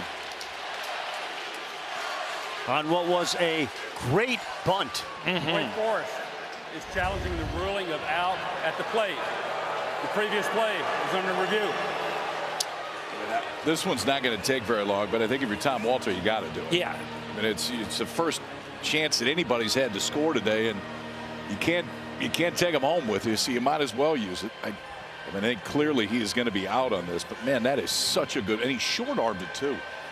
I mean, that play, you don't really even practice that one. I mean, it's not like you show up and have a chance to do that. Did you see Morgan on the right side of the screen? I mean, by the time he flipped it, he's 20 feet away from home plate. Yeah. No, that is called running downhill. This clip will be showed. It'll be shown in every locker room in America on how to defend the safety. Because we talk about first and third, it's almost an indefensible play unless you have a first baseman that's that fearless and that athletic, and he can finish it off. Yeah. And you know what? How about the 2 plays in the 8th innings at home plate by both of these teams? We saw that Wilkin throw to Lee in the 8th inning. The call on the field is confirmed. And now you see a play at the plate in the 8th inning made by LSU. Could very well determine which team moves to the finals. Those 2 plays, 8th inning at home plate, both outstanding.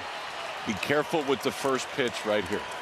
Tommy Hawk's going to go hunting for the first pitch. Remember last time up, he got 4 straight sliders. He's another guy that is not afraid to use the backside of the field. Tommy White's ready, and it's fouled back. An amazing play by the first baseman, Trey Morgan. He's made so many, but none bigger than that.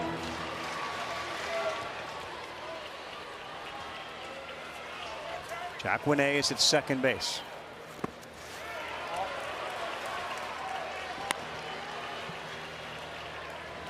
Got to believe, right? This is Skeen's last inning, right? We're seeing his last pitches right here. It's how much is left in the tank.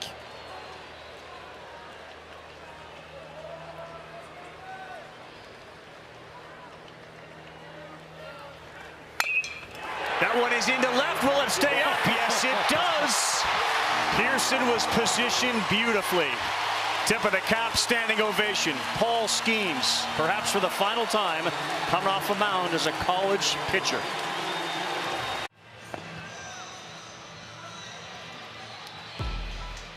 Just an incredible baseball game here in Omaha. Wake Forest and LSU. The winner moves on to the World Series Finals.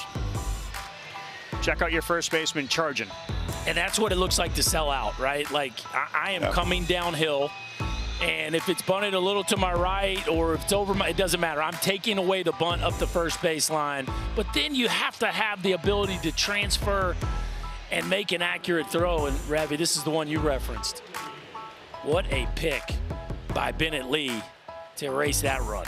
2 plays, 8th inning. Tight ball games.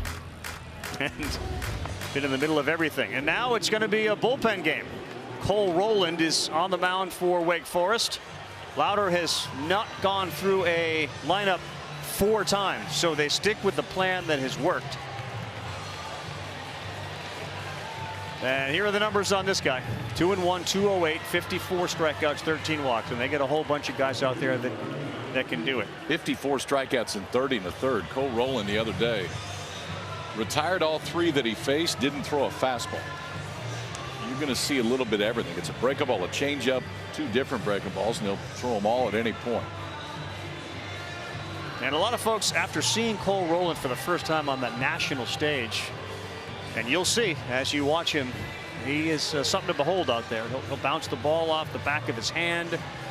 He appears very jittery, and he's seen himself this way, and he embraces all of it. Yeah, he likes being quirky. He does.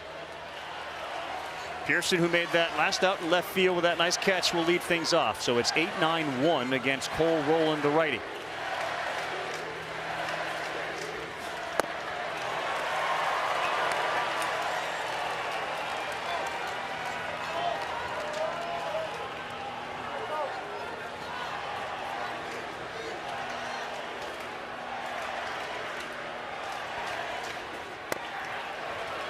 .82-mile-an-hour changeup.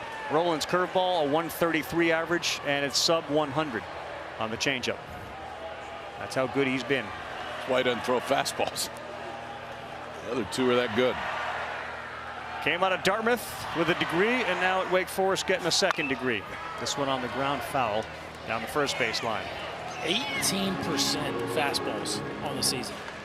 That is wild.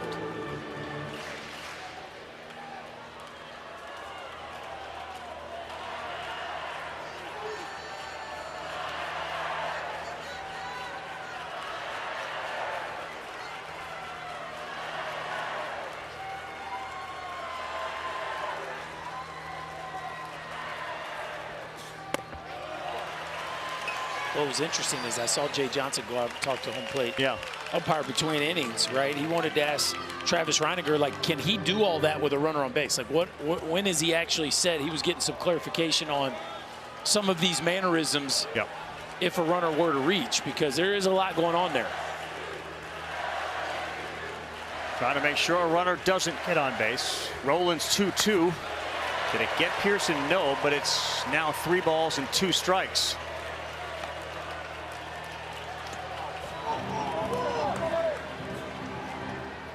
Now that the starting pitchers are out, the whole temperature in the room changes.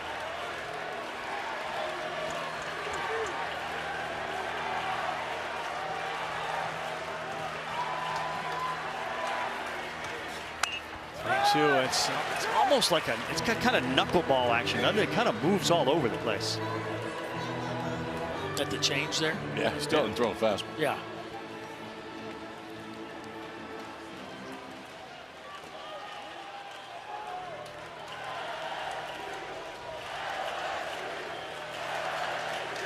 From Duxbury, Massachusetts, Cole Rowland. Football and baseball in high school. Dartmouth and now Wake 3-2.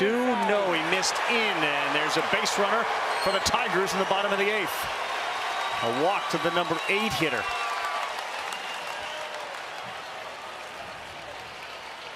And all Lauder can do now after his scintillating performance in which he struck out 6 is be a spectator and cheer. Okay, now you're bunting here. Now, do you pitch to Cruz?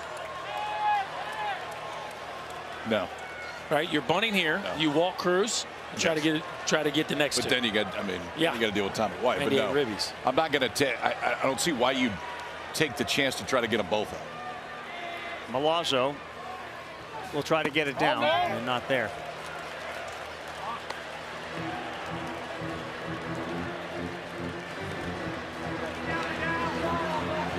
Stay down. Slow your feet. Execute this play, because if once he gets him to second base, things get really interesting.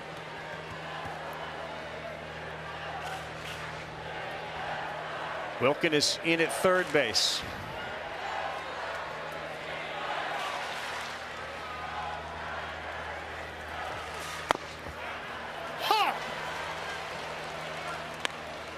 Bunting here at the College World Series has been very challenging.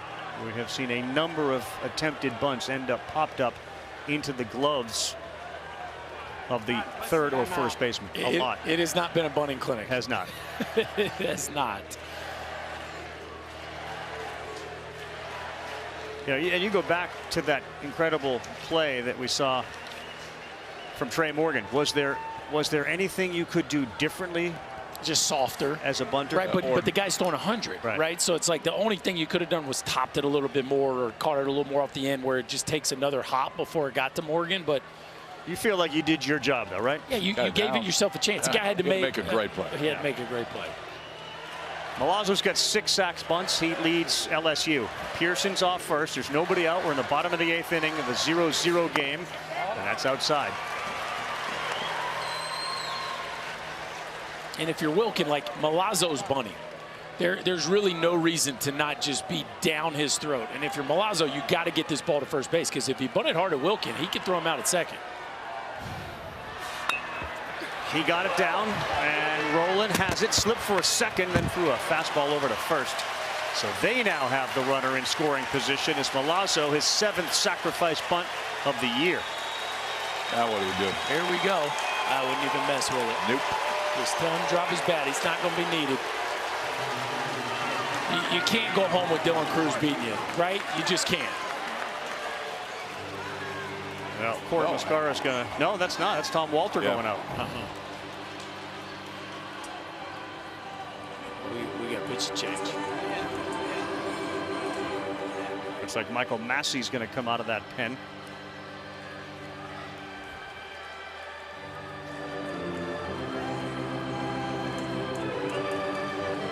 Yes, he is. Walters made the decision. Rowland is coming out. You can see the sun beginning to set here in Omaha. Does that mean it's beginning to set on this game? LSU's got a runner in scoring position. Michael Massey coming in. 0-0. Winner to the finals.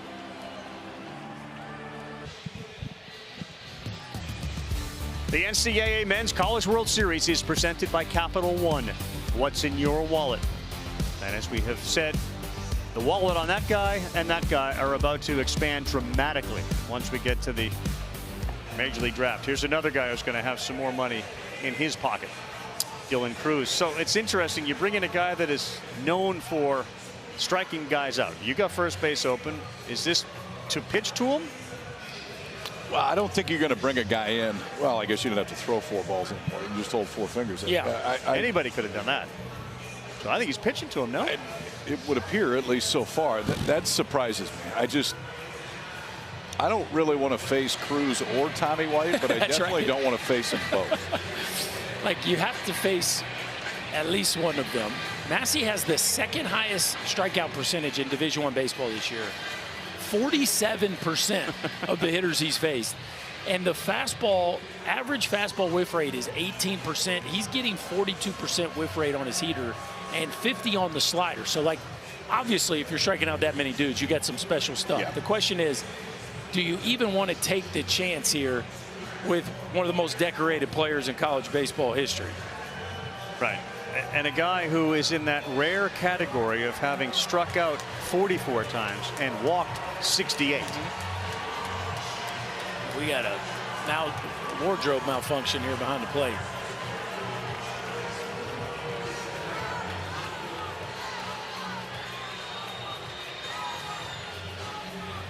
If they're going to face Dylan Cruz, we talked about this the other night, whether he's 1, 2, or 3.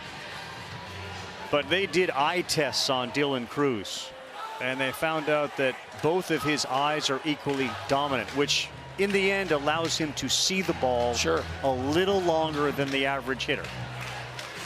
By about 0.25 seconds, which for a hitter, as you know, how huge is that? Oh, and you know, Dylan Cruz checks all the boxes. He nailed the vision test, the S2 cognition test. Like this guy, the numbers, the production, the career, the makeup, all of it. Now, he's up against a dude right now in Massey that has some special stuff as well. And we thought this one was going to be special. If we actually get to see Cruz here batting with the go-ahead run in scoring position, it even goes to another level. And Cruz didn't just come of age this year. His high school coach said he knew in 8th grade he was going to be a pro, and in 8th grade he would have started on the varsity baseball team. So this isn't new for Dylan Cruz. Dylan Cruz was one of those guys at LSU, and there aren't too many, that everybody knew his name when he showed up. Yeah. And he has lived up to the hype the last 3 years. Bregman, LeMahieu, Nola, Gossman, Cruz. Here's Dad.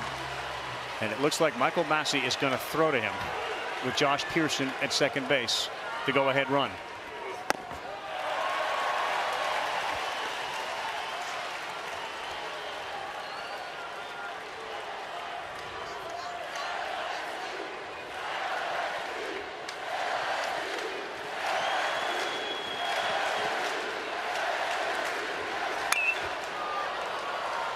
Well, we talked about where Cruz's hole is. It's down and in. Massey wants to elevate the ball. Let me tell you where Cruz's hole isn't. Up and out. Like this dude can handle velocity and fastballs up as well as anybody. You got a little space in, and of course you can try to get him to chase a breaking ball, but you throw that four-seamer out over the plate again, you might not like what happens. 1 ball, 1 strike. Cruz. And he pulls that one foul. So Massey jumps ahead with off speed. Louder takes a deep breath. There's Kurtz, the guy that was re-injured before the game, so the middle of the order bat not available for Wake tonight. How good is this? 69 RBIs on the season. A chance for the biggest 1 or 2 here, and that fastball at 96 is out.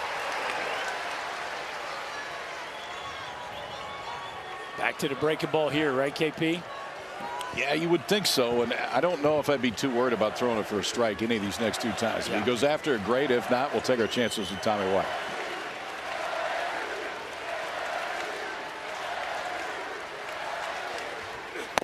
Oh, he got him to chase by elevating Michael Massey. And his strikeout rate just went up. A huge out of Cruz. And you could see Bennett Lee when he was moving in, they were going to throw a breaking ball. Set up for the fastball up, looking to grab that four-seamer and just tug down on those seams.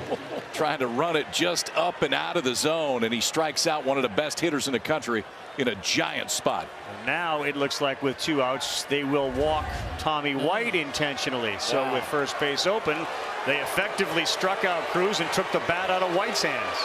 I mean, Tom Walter, he went to a different script, but now you got Trey Morgan. And the last time up, it was a rocket at Brock Wilken. Yeah, but on a 2-seam sinker, right? That's not Massey's game. Different arm for sure, but this is still a guy that LSU loves to see up in this moment. Absolutely.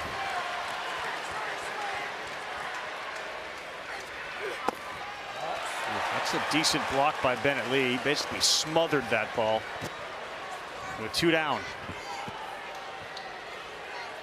Trey Morgan is 0 for 3 tonight, but he came in hitting .429 in the World Series. 6 hits.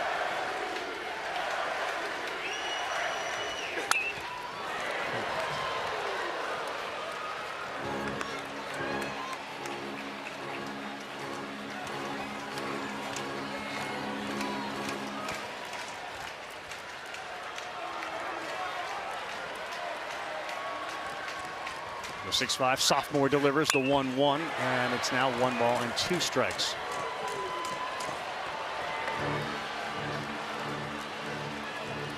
Paul Skeens was outstanding, as was Louder.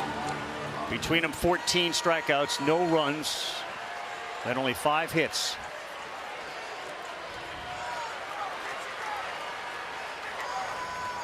Tigers trying to break through on a 1-2. Hit hard to center field. Hawk came in, now going back, still drifting, and he's there to make the play. And the buttons pushed worked. Massey comes off, and he's fired up.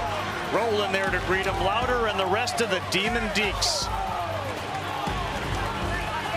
0-0, 9th inning coming.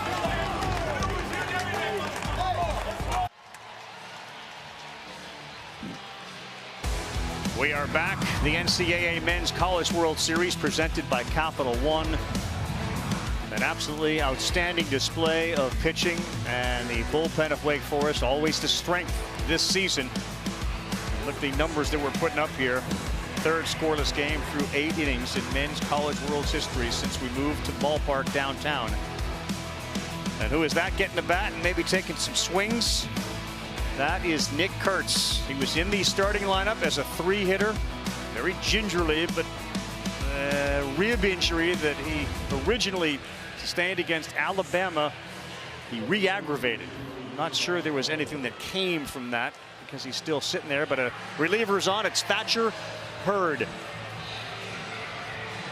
UCLA transfer, 76 strikeouts and 54 1/3 this year for Thatcher Hurd. Stuff is significantly better than that ERA.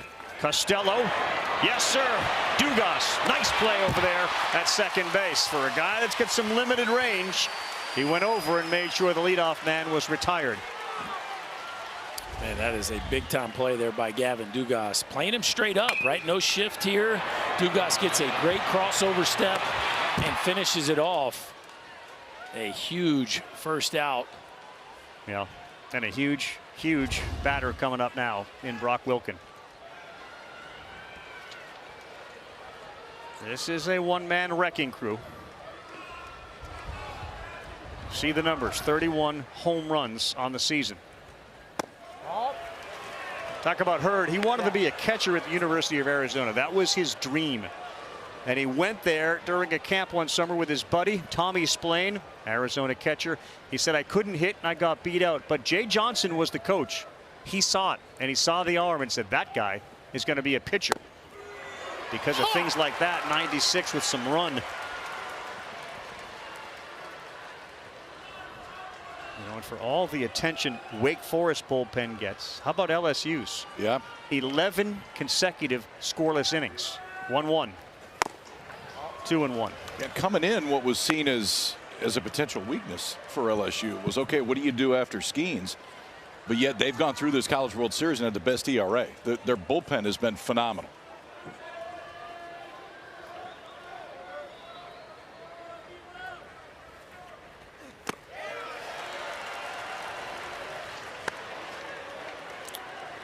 Well, it's a green light special here if you're Brock Wilken, and without Nick Kurtz in this lineup in a top ball game, I don't know that you want to challenge right here. 3 balls, 1 strike. Let's see what he does. He challenged him. That's a great pitch. 97 at the knees, outside. Execution at its finest. It right sure there. was. What a pitch.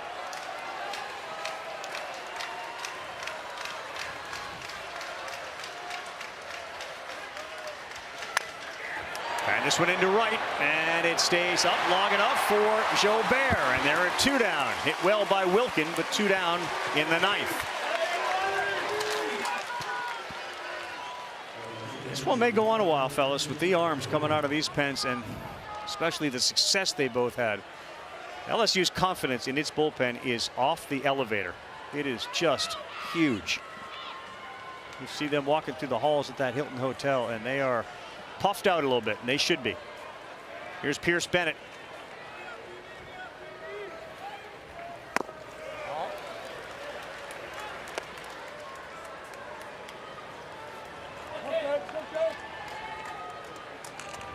As we get later in the night, the wind does tend to die down here. We saw that the last couple of nights. It's doing it again.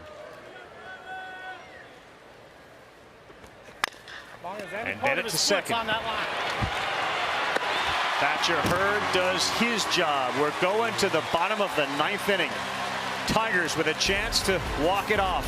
The middle of the order, 4, 5, 6 coming up when we come back.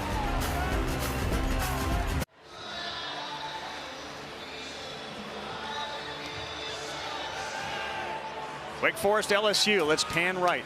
And we see a lot of the same figures. Those are zeros, except for the bottom of the ninth, where we haven't painted that one in yet. Only 5 hits in this game. We knew it was going to be a classic pitcher's duel, and that's what we've had, KB. Carl, we had to have an emergency medical timeout for Dugas. Ran over, got out a makeup mirror, had to have new contact in the left eye. Well, the old head in the locker room returned for a final season, and a team that's got so many superstars. He loves the unselfishness of this group. So this trip to the World Series has meant the world to him, and he leads off, followed by Beloso and Jobert. Massey's just dealing a slider at 83 on the corner. 1 ball, 2 strikes.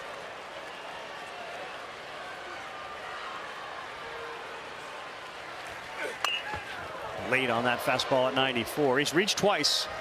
A walk and a single in the 4th. He grounded out his first time up. It's almost like a Pete Fairbanks arm action. Yeah. That short arm. Even though he's long, dude, that's a short arm. Oof. Turned on that one. So it's elite extension. Yep. It's elite spin, vertical break, velocity, short arm. Like, there's a reason he's striking out 45% of the hitters he faces. Shakes off the first, likes the second. 1-2. Yep. That's a strike 3 on the inside corner. A little backup pitch. Yep. Best pitch in baseball, Berkey. Backup breaking ball that everybody's going to give up on, and it just catches the inside part of the plate. Dugas had fought a bunch of good ones at that point. Fastball up and just out of the zone. A good breaking ball. That one frozen. Massey's second strikeout since coming in. Cade Beloso's favorite player going up, David Ortiz. And he sends this one towards Wilkin, who's heading over there. And he will have room. And Michael Massey just disposed of Beloso on 1 pitch, and that was anticlimactic. Yeah, I felt like Beloso certainly gave him a puncher's chance, just like this next guy, Braden Jobert. This is a tough guy to string together hits on, right? You feel like somebody's probably going to have to do it with 1 big swing.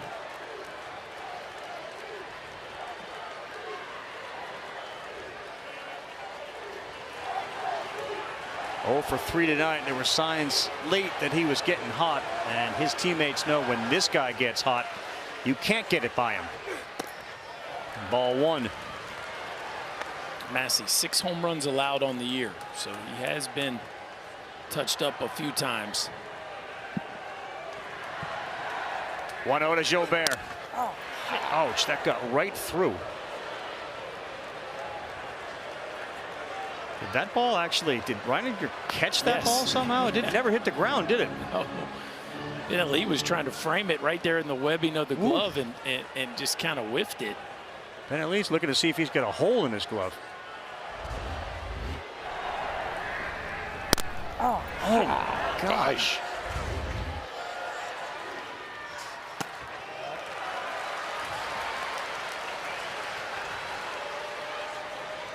3 balls, no strikes to a kid that grew up with one dream: to go play baseball at LSU. Oh, he went green light 3-0. Love the call there by Jay Johnson. Trying to end it right there.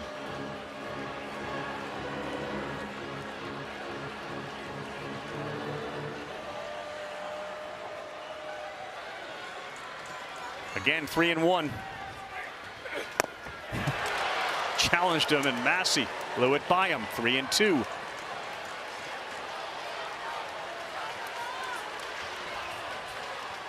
I have to channel the Jobu doll that his dad once found.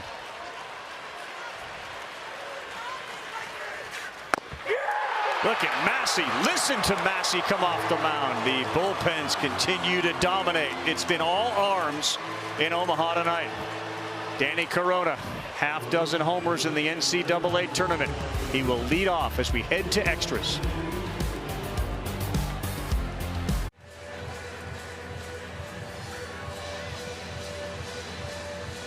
Well, there's certain plays you circle in games like this, and obviously the play that was made by the first baseman to prevent this run from scoring in the 8th inning was outstanding. Trey Morgan charged. He couldn't have gotten a better feed, and then he made a great feed.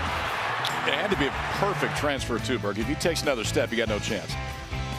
It's that play you see so often to first baseman practice, right? To charge the safety and throw it shovel on, pass on the way. Now this is kind of giving us everything. I mean, unless you like offense, but I don't. So this has been kind of fun. You're all in on what you've seen. Yeah.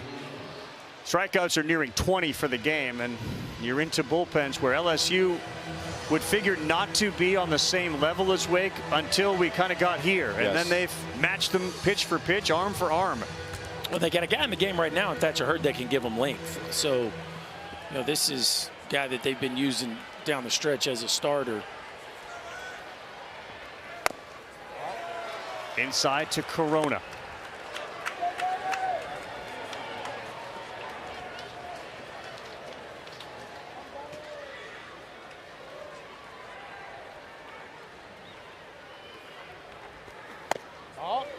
There's a little Juan Soto take from Danny Corona.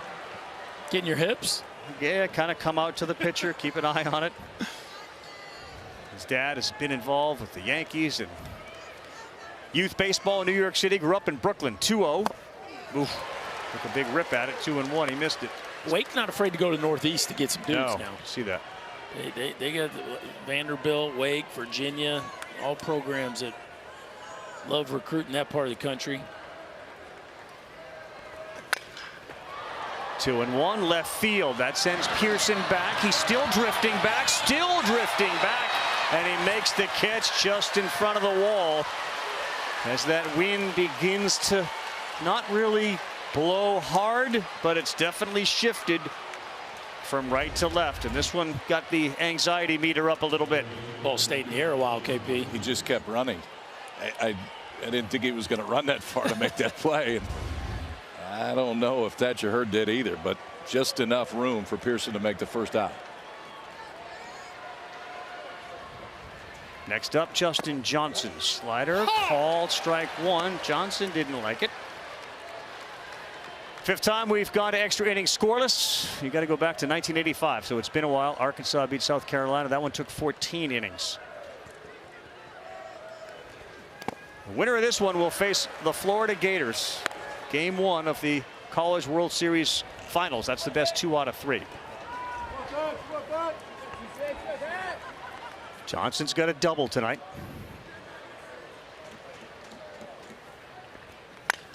Got a pitch to hit, and it's a line shot right at Dugas. We've had some hard hit balls here recently, but they've been atom balls. It's a rocket right there. Looks like Hayden Travinsky taking some underhand toss there in the cage underneath Charles Schwab Field.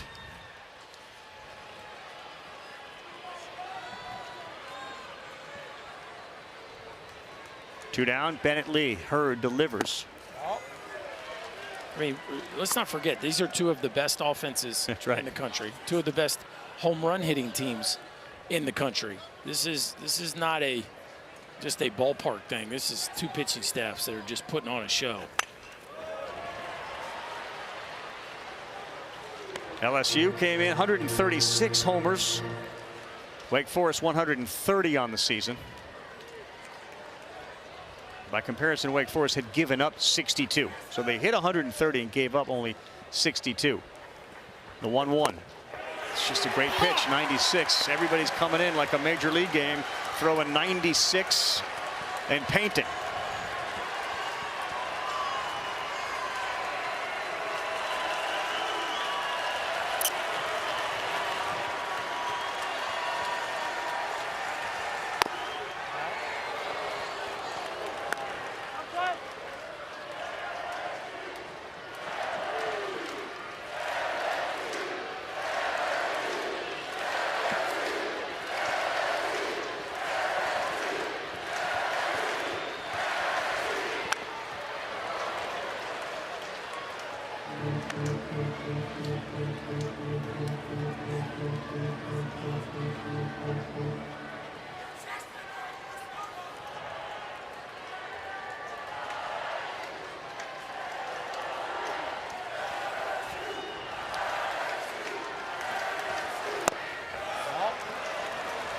Lee takes.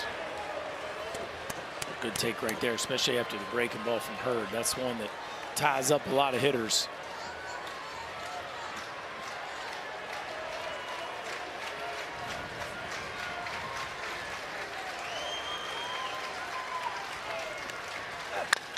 (3-2), and this one's squared. But it ends up in the glove of Dylan Cruz. Thatcher Hurd got his team into the NCAA Regional Championship with 5 good innings. He's off and running again. Bottom of the third coming up.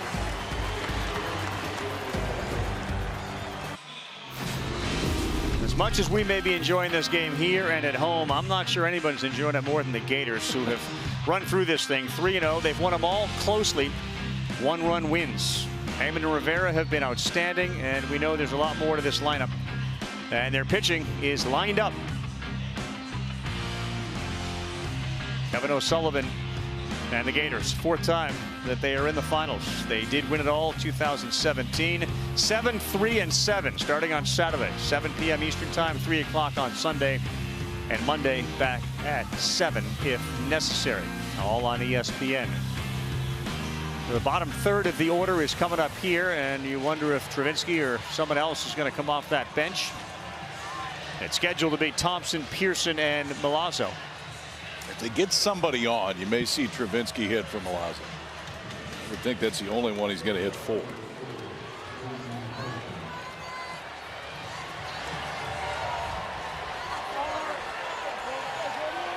Bottom 10th, 0-0, winner to the finals.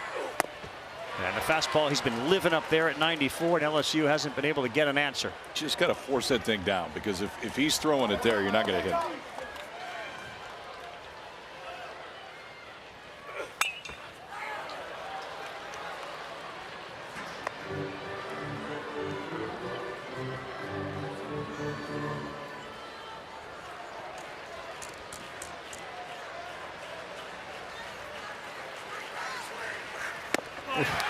Couple of fastballs up, slider down, another strikeout, 10th of the night. He's got them both going tonight. From Massey, elevated fastball, do it again, and then come back with top to bottom slider right there. He's now punched out 4. He's only faced 7 guys. 10 Tigers have struck out tonight.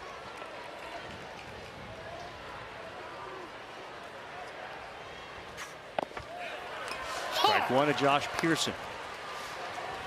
It's a remarkable number of strikes that everybody that has got onto the mound has thrown tonight.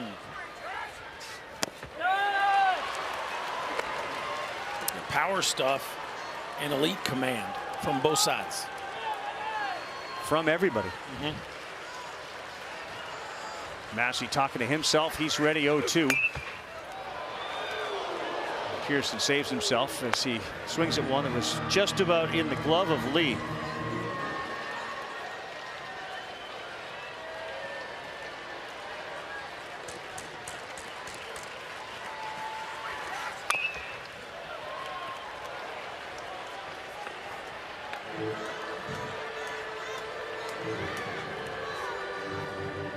He started, so did Lauder. And Paul Skeens' last game in an LSU uniform, very likely, was again dominant. 0-2. And this is a little blooper into right, and it stays up there, and the catch is made.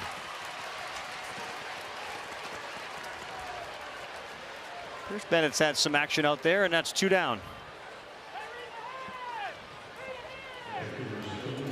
And it will let Milazzo hit.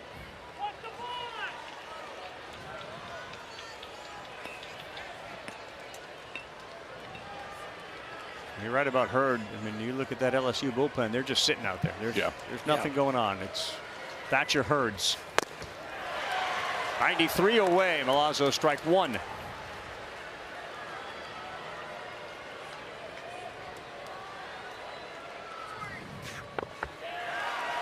Herring, Guidry. How about Cooper with 3 saves? Yeah, he's been incredibly effective and durable. I mean, he's carried a heavy workload for this club. 0-2. No wasting time. Massey gets the strikeout and will march back to the dugout. And we will do it again in the 11th. That's the strut of a confident pitcher. Why not? They've all been doing that tonight. The 11th strikeout of a Tiger hitter.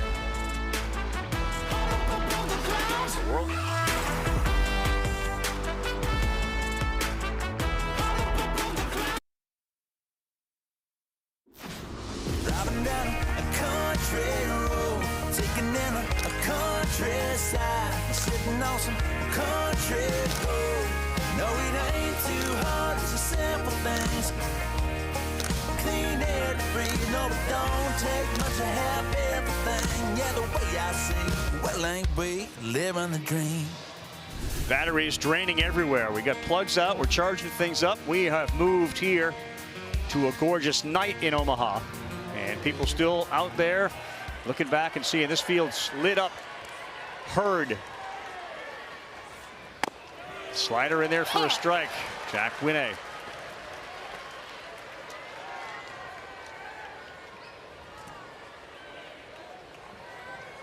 Eight, 9, and 1 for Wake Forest in the 11th.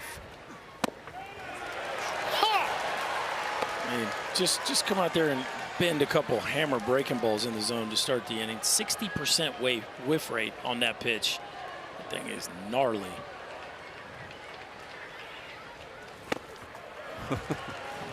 Gymnastics back there from the catcher Lazo, as that pitch had some break to it. We've got 9 strikeouts of Vanderbilt hitters, and a lineup depleted tonight with no Kurtz in it because of a re-aggravated rib injury.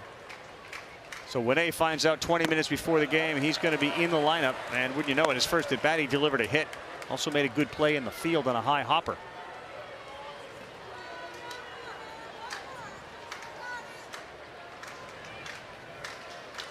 Two balls, 2 strikes. Thatcher Hurd.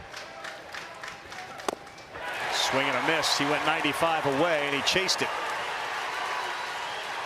First fastball of the bat, I think. I think everything was breaking ball up to that point. Fastball from Thatcher Hurd, glove side. Maybe just a little bit of cut away from Bennett Lee right there.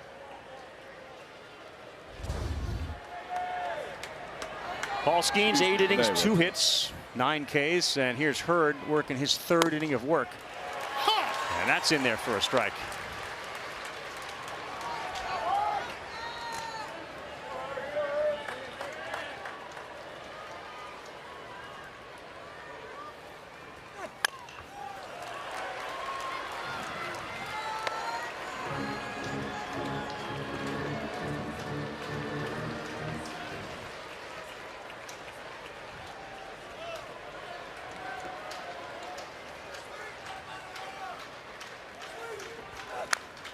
He did the same thing there, and he's still throwing 96. There's Gavin Guidry now starting to warm a little bit for LSU.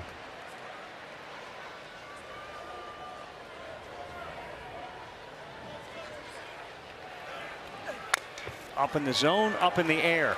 Shallow center. And it's called by Thompson, who is there to make the play. Good job, Casey. About the stress that the guys in the bullpen are under when you know, man, it's 0-0. We got to keep putting zeros up on the board. Tough act to follow the pitching performances in this game. Guidry starting to throw. There is nobody throwing in that Wake bullpen. This is Massey's game for a while.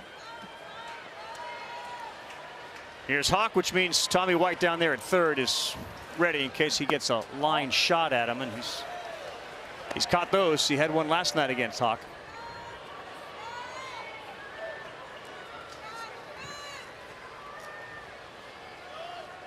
Lucas Costello, Wilkin, if they can get there, but they're at 2 down, and the 1-0 bends in there for a strike.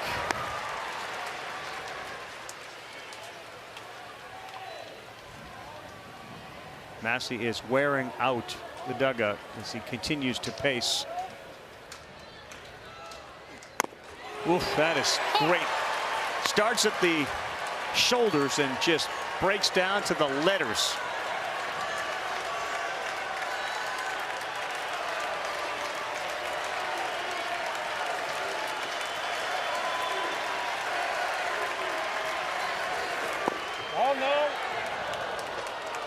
That's such a leadoff hitter take right there. Yep. Yes, yes, yes, no. Right at the end. Sometimes you got to slam on the brakes late.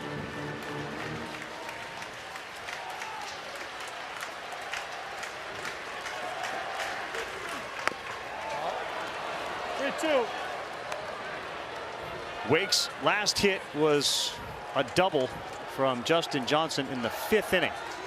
So we're working on 6 hitless innings from LSU pitchers. Hurd trying to get through his 3rd. And Hawk, this is trouble here. If this is just going to die there, he's going to be on first base, and it does, like a swinging bunt. And their first hit since the 5th comes with 2 down. You got to smile after that one.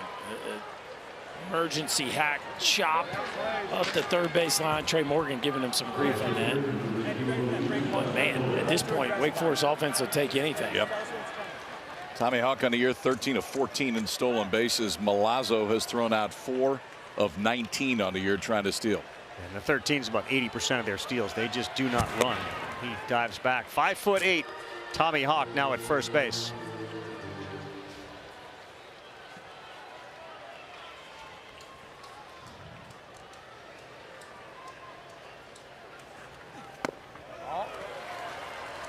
Take a chance here. Yes, if you like the math, for sure. This is the guy that you take a chance with. Not going on a 1-0, and now it's 1 ball, 1 strike. So if you can pick a breaking ball count, one that you feel, so it's breaking ball, fastball. It's a really tough breaking ball to be able to throw somebody out on. Hurt's probably about 1-3, 1-3-5 to the plate. He's going. Boy, that one's tough too, because that was a ball, and I know they don't want to give Costello the red light there, but Tommy Hawk had that one stolen.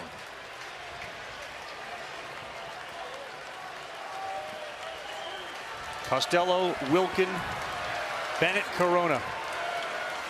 0 for 16 tonight. And that's out of play. So the 2, 3, 4, 5 hitters for Wake Forest have not gotten a hit tonight. And obviously there's only been 6 in the game. But the middle of that order has been kept in check in a big way by these great LSU arms. 1-2. Hawk tries again. There's the throw down, and he is under the tag. Head first slide. Hawk, as Dugas had to reach up, and into scoring position goes Hawk. Tommy Hawk is flying, because this is a perfect pitch to throw on. A great jump, a perfect pitch to throw on. Look at how fast he slides into that base. Watch his left hand. Left hand, the one with the upper mitt goes all the way out. Yeah, just gets there in time. That's well done. This play is under review. And he held it too with that open mitt, and then his legs crawled up on the bag. Good hustle by Tommy Hawk, who may be one of the shorter players, but showed how tough and aggressive he is. If that's a wall, he's busting through it. He's running right through it. And that's a Dave Roberts stolen bases. Like there are stolen bases, and then there are ones where you have to get to second base to give your team a chance to win the game. And this is what you would call a clutch stolen base by Tommy Hawk. Yeah, hand is definitely there. Makes sense for LSU to challenge. After review, the ruling is confirmed. Safe. LSU has used one of their coaches' challenges.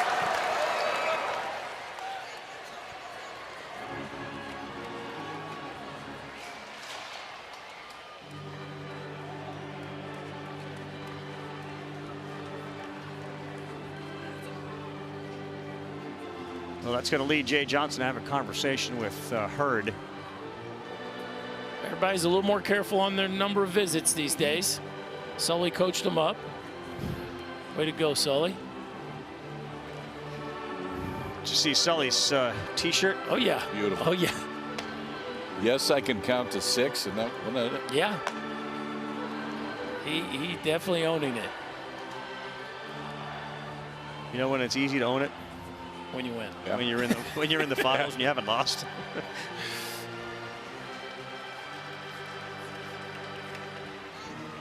He put on a masterpiece the other night. Every button he pushed worked out, including putting Michael Robertson in center field to finish that one off. So here we go now with the go-ahead run at second, and that ball's down. 3 balls, 2 strikes. Get the very, very dangerous Brock Wilken on deck. This is a massive pitch in this game in the 11th inning. 0-0. Costello 24 RBI on the season.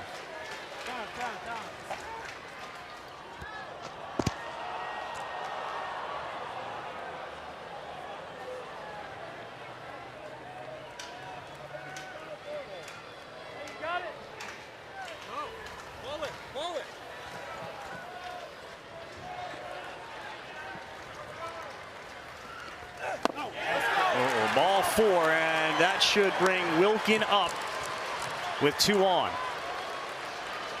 and 2 down, and the guy that Wake Forest wants up in the situation.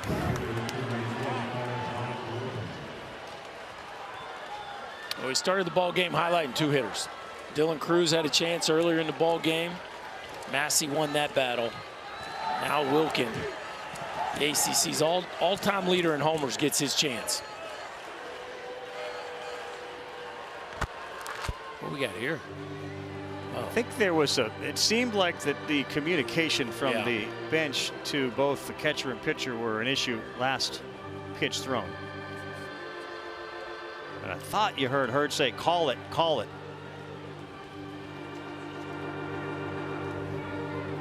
Nothing says baseball like this in 2023. Exactly. Got to get our signals correct. So set the table here, Brock Wilken.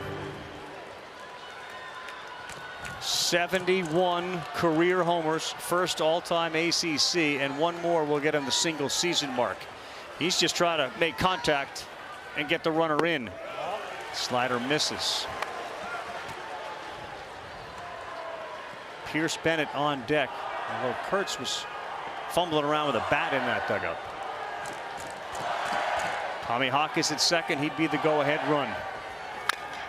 And Wilken pops it up, slams his bat down. Cruz. Hurd gets out of it.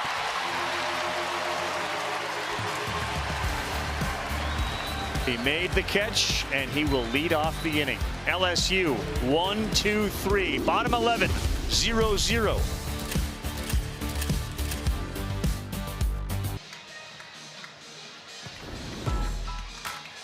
Well, he's done it. Dylan Cruz against Tennessee. Took one the other way. And for most people that watch LSU, when Cruz goes, they realize now we go. And it had been a bit of a slow start. But Dylan Cruz now comes up in a 0-0 game in the bottom of the 11th inning. He will lead off. It'll be Tommy White and Trey Morgan. Most difficult part of the LSU order to navigate, but Massey has been masterful on the mound.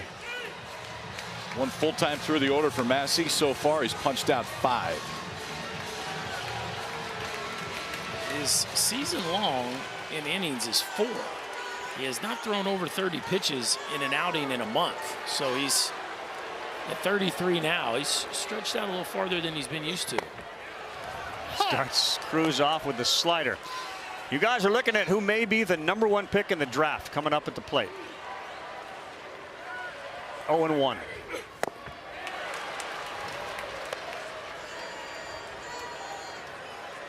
Michael Massey doesn't care who's at the plate the way he is dealing. 0-2. Overthrew that at 93.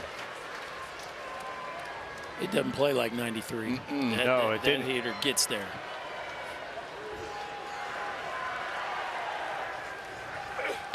Ooh, he hung one, and that is ripped into left field. Cruz, the ball bobbled, and he thought about going to second, but he put the brakes on. Costello did not pick it up cleanly, but Cruz takes advantage of a ball over the center of the plate. Well, that's the start you want, right? A hanging breaking ball. Cruz smokes it past Wilken, who looked like he was playing no doubles, KP. Very close look how close he is to the third baseline. A rocket that he can't make an adjustment on, and perfect start here for the Tigers. No doubles means more singles. Yeah.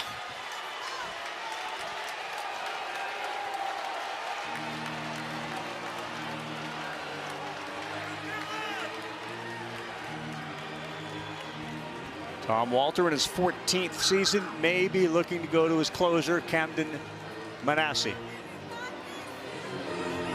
14 has been absolutely lights out. So, with the biggest threat in a long time for LSU, leadoff man's aboard. You know, folks are saying, now here we go. Well, Manassi is coming in to say, no, you don't. Winner goes on to the finals. We're in the bottom of the 11th, and it's 0-0.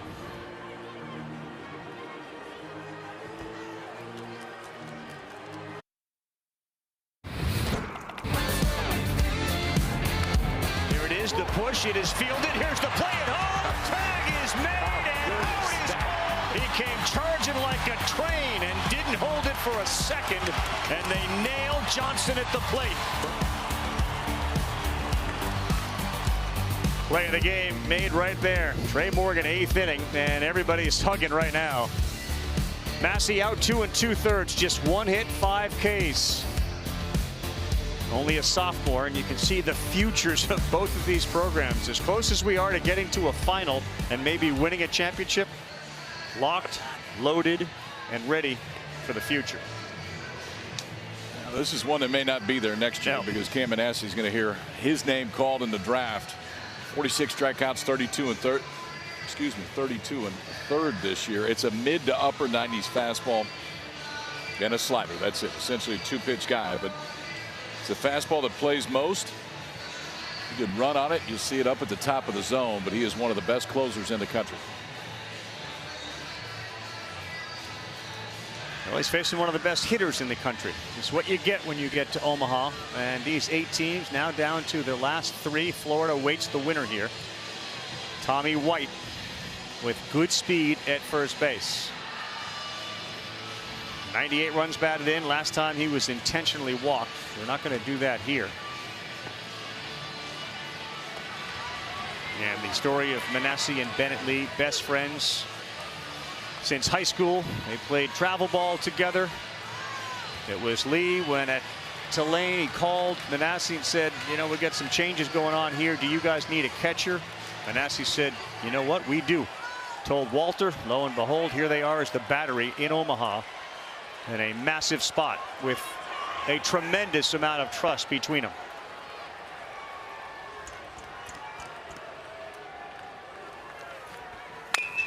And he hung one. Did he get it? Did he get it? Yes, he did. Tommy Tanks walks it off. And the LSU Tigers will face the Gators in the finals.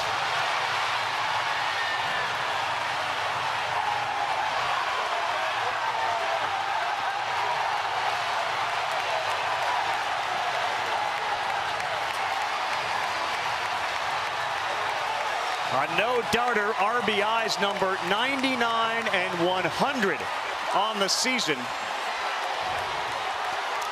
And Tommy White moves the Tigers into the championship.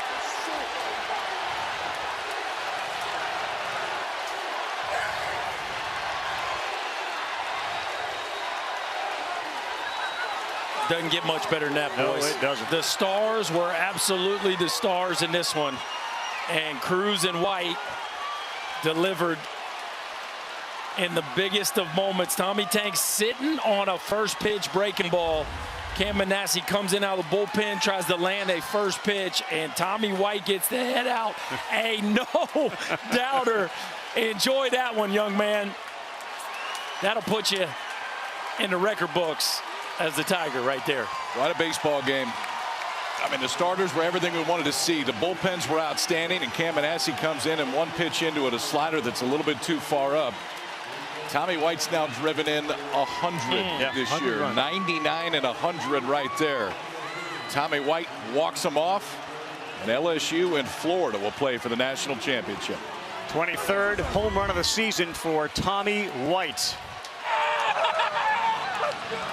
And how about, again, the job of this bullpen? This team has been built on the bullpen, but it was the bolt of Tommy White still celebrating on the field with Skeens. And here's Chris. Tommy, how's the heartbeat? Oh, 1,000 million miles an hour. I don't know, I'm gassed.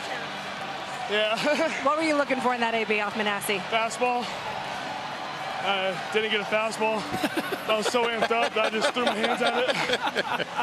What did Paul Skeens give you guys today? An unreal performance as always. You know, we're going to have a chance to win every time he's on the mound. Yeah, he's something different. You guys are heading the championship series. For all of us that just witnessed this, what did we just see? Awesome. I don't know. I'm lost of words. I'm excited. Wow. Congratulations. Catch a breath. Oh, that's beautiful. He was looking fastball. Didn't get a fastball. And I didn't get one. But I hit it out anyway. Skeens and Hurd give him 11 innings. They give up 3 hits. They strike out 10 combined.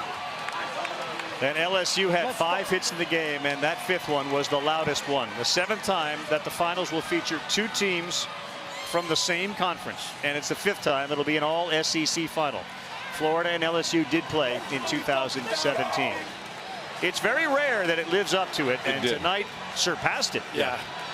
This is an epic game in the history of the College World Series. It just, you got 1 against 1, 2 guys that are going to play this game for a long time. Yeah. And then it ends off the bat of a kid that has been as good of a power hitter the last 2 years in college baseball, Berkey. That was kind of fun. Doesn't get any better than that. College baseball was the winner tonight. No doubt. And what does he do? Go see Cam Manassi. LSU in Florida will play Game 1, 7 Eastern on ESPN. For Kyle Peterson, Chris Burke, Chris Budden, Bill Palladino, the backbench, and everybody involved with it. The home run from Tommy Tanks, outstanding. I'm Carl Ravitch. So long. SportsCenter is next, and we'll see you again on Saturday from Omaha.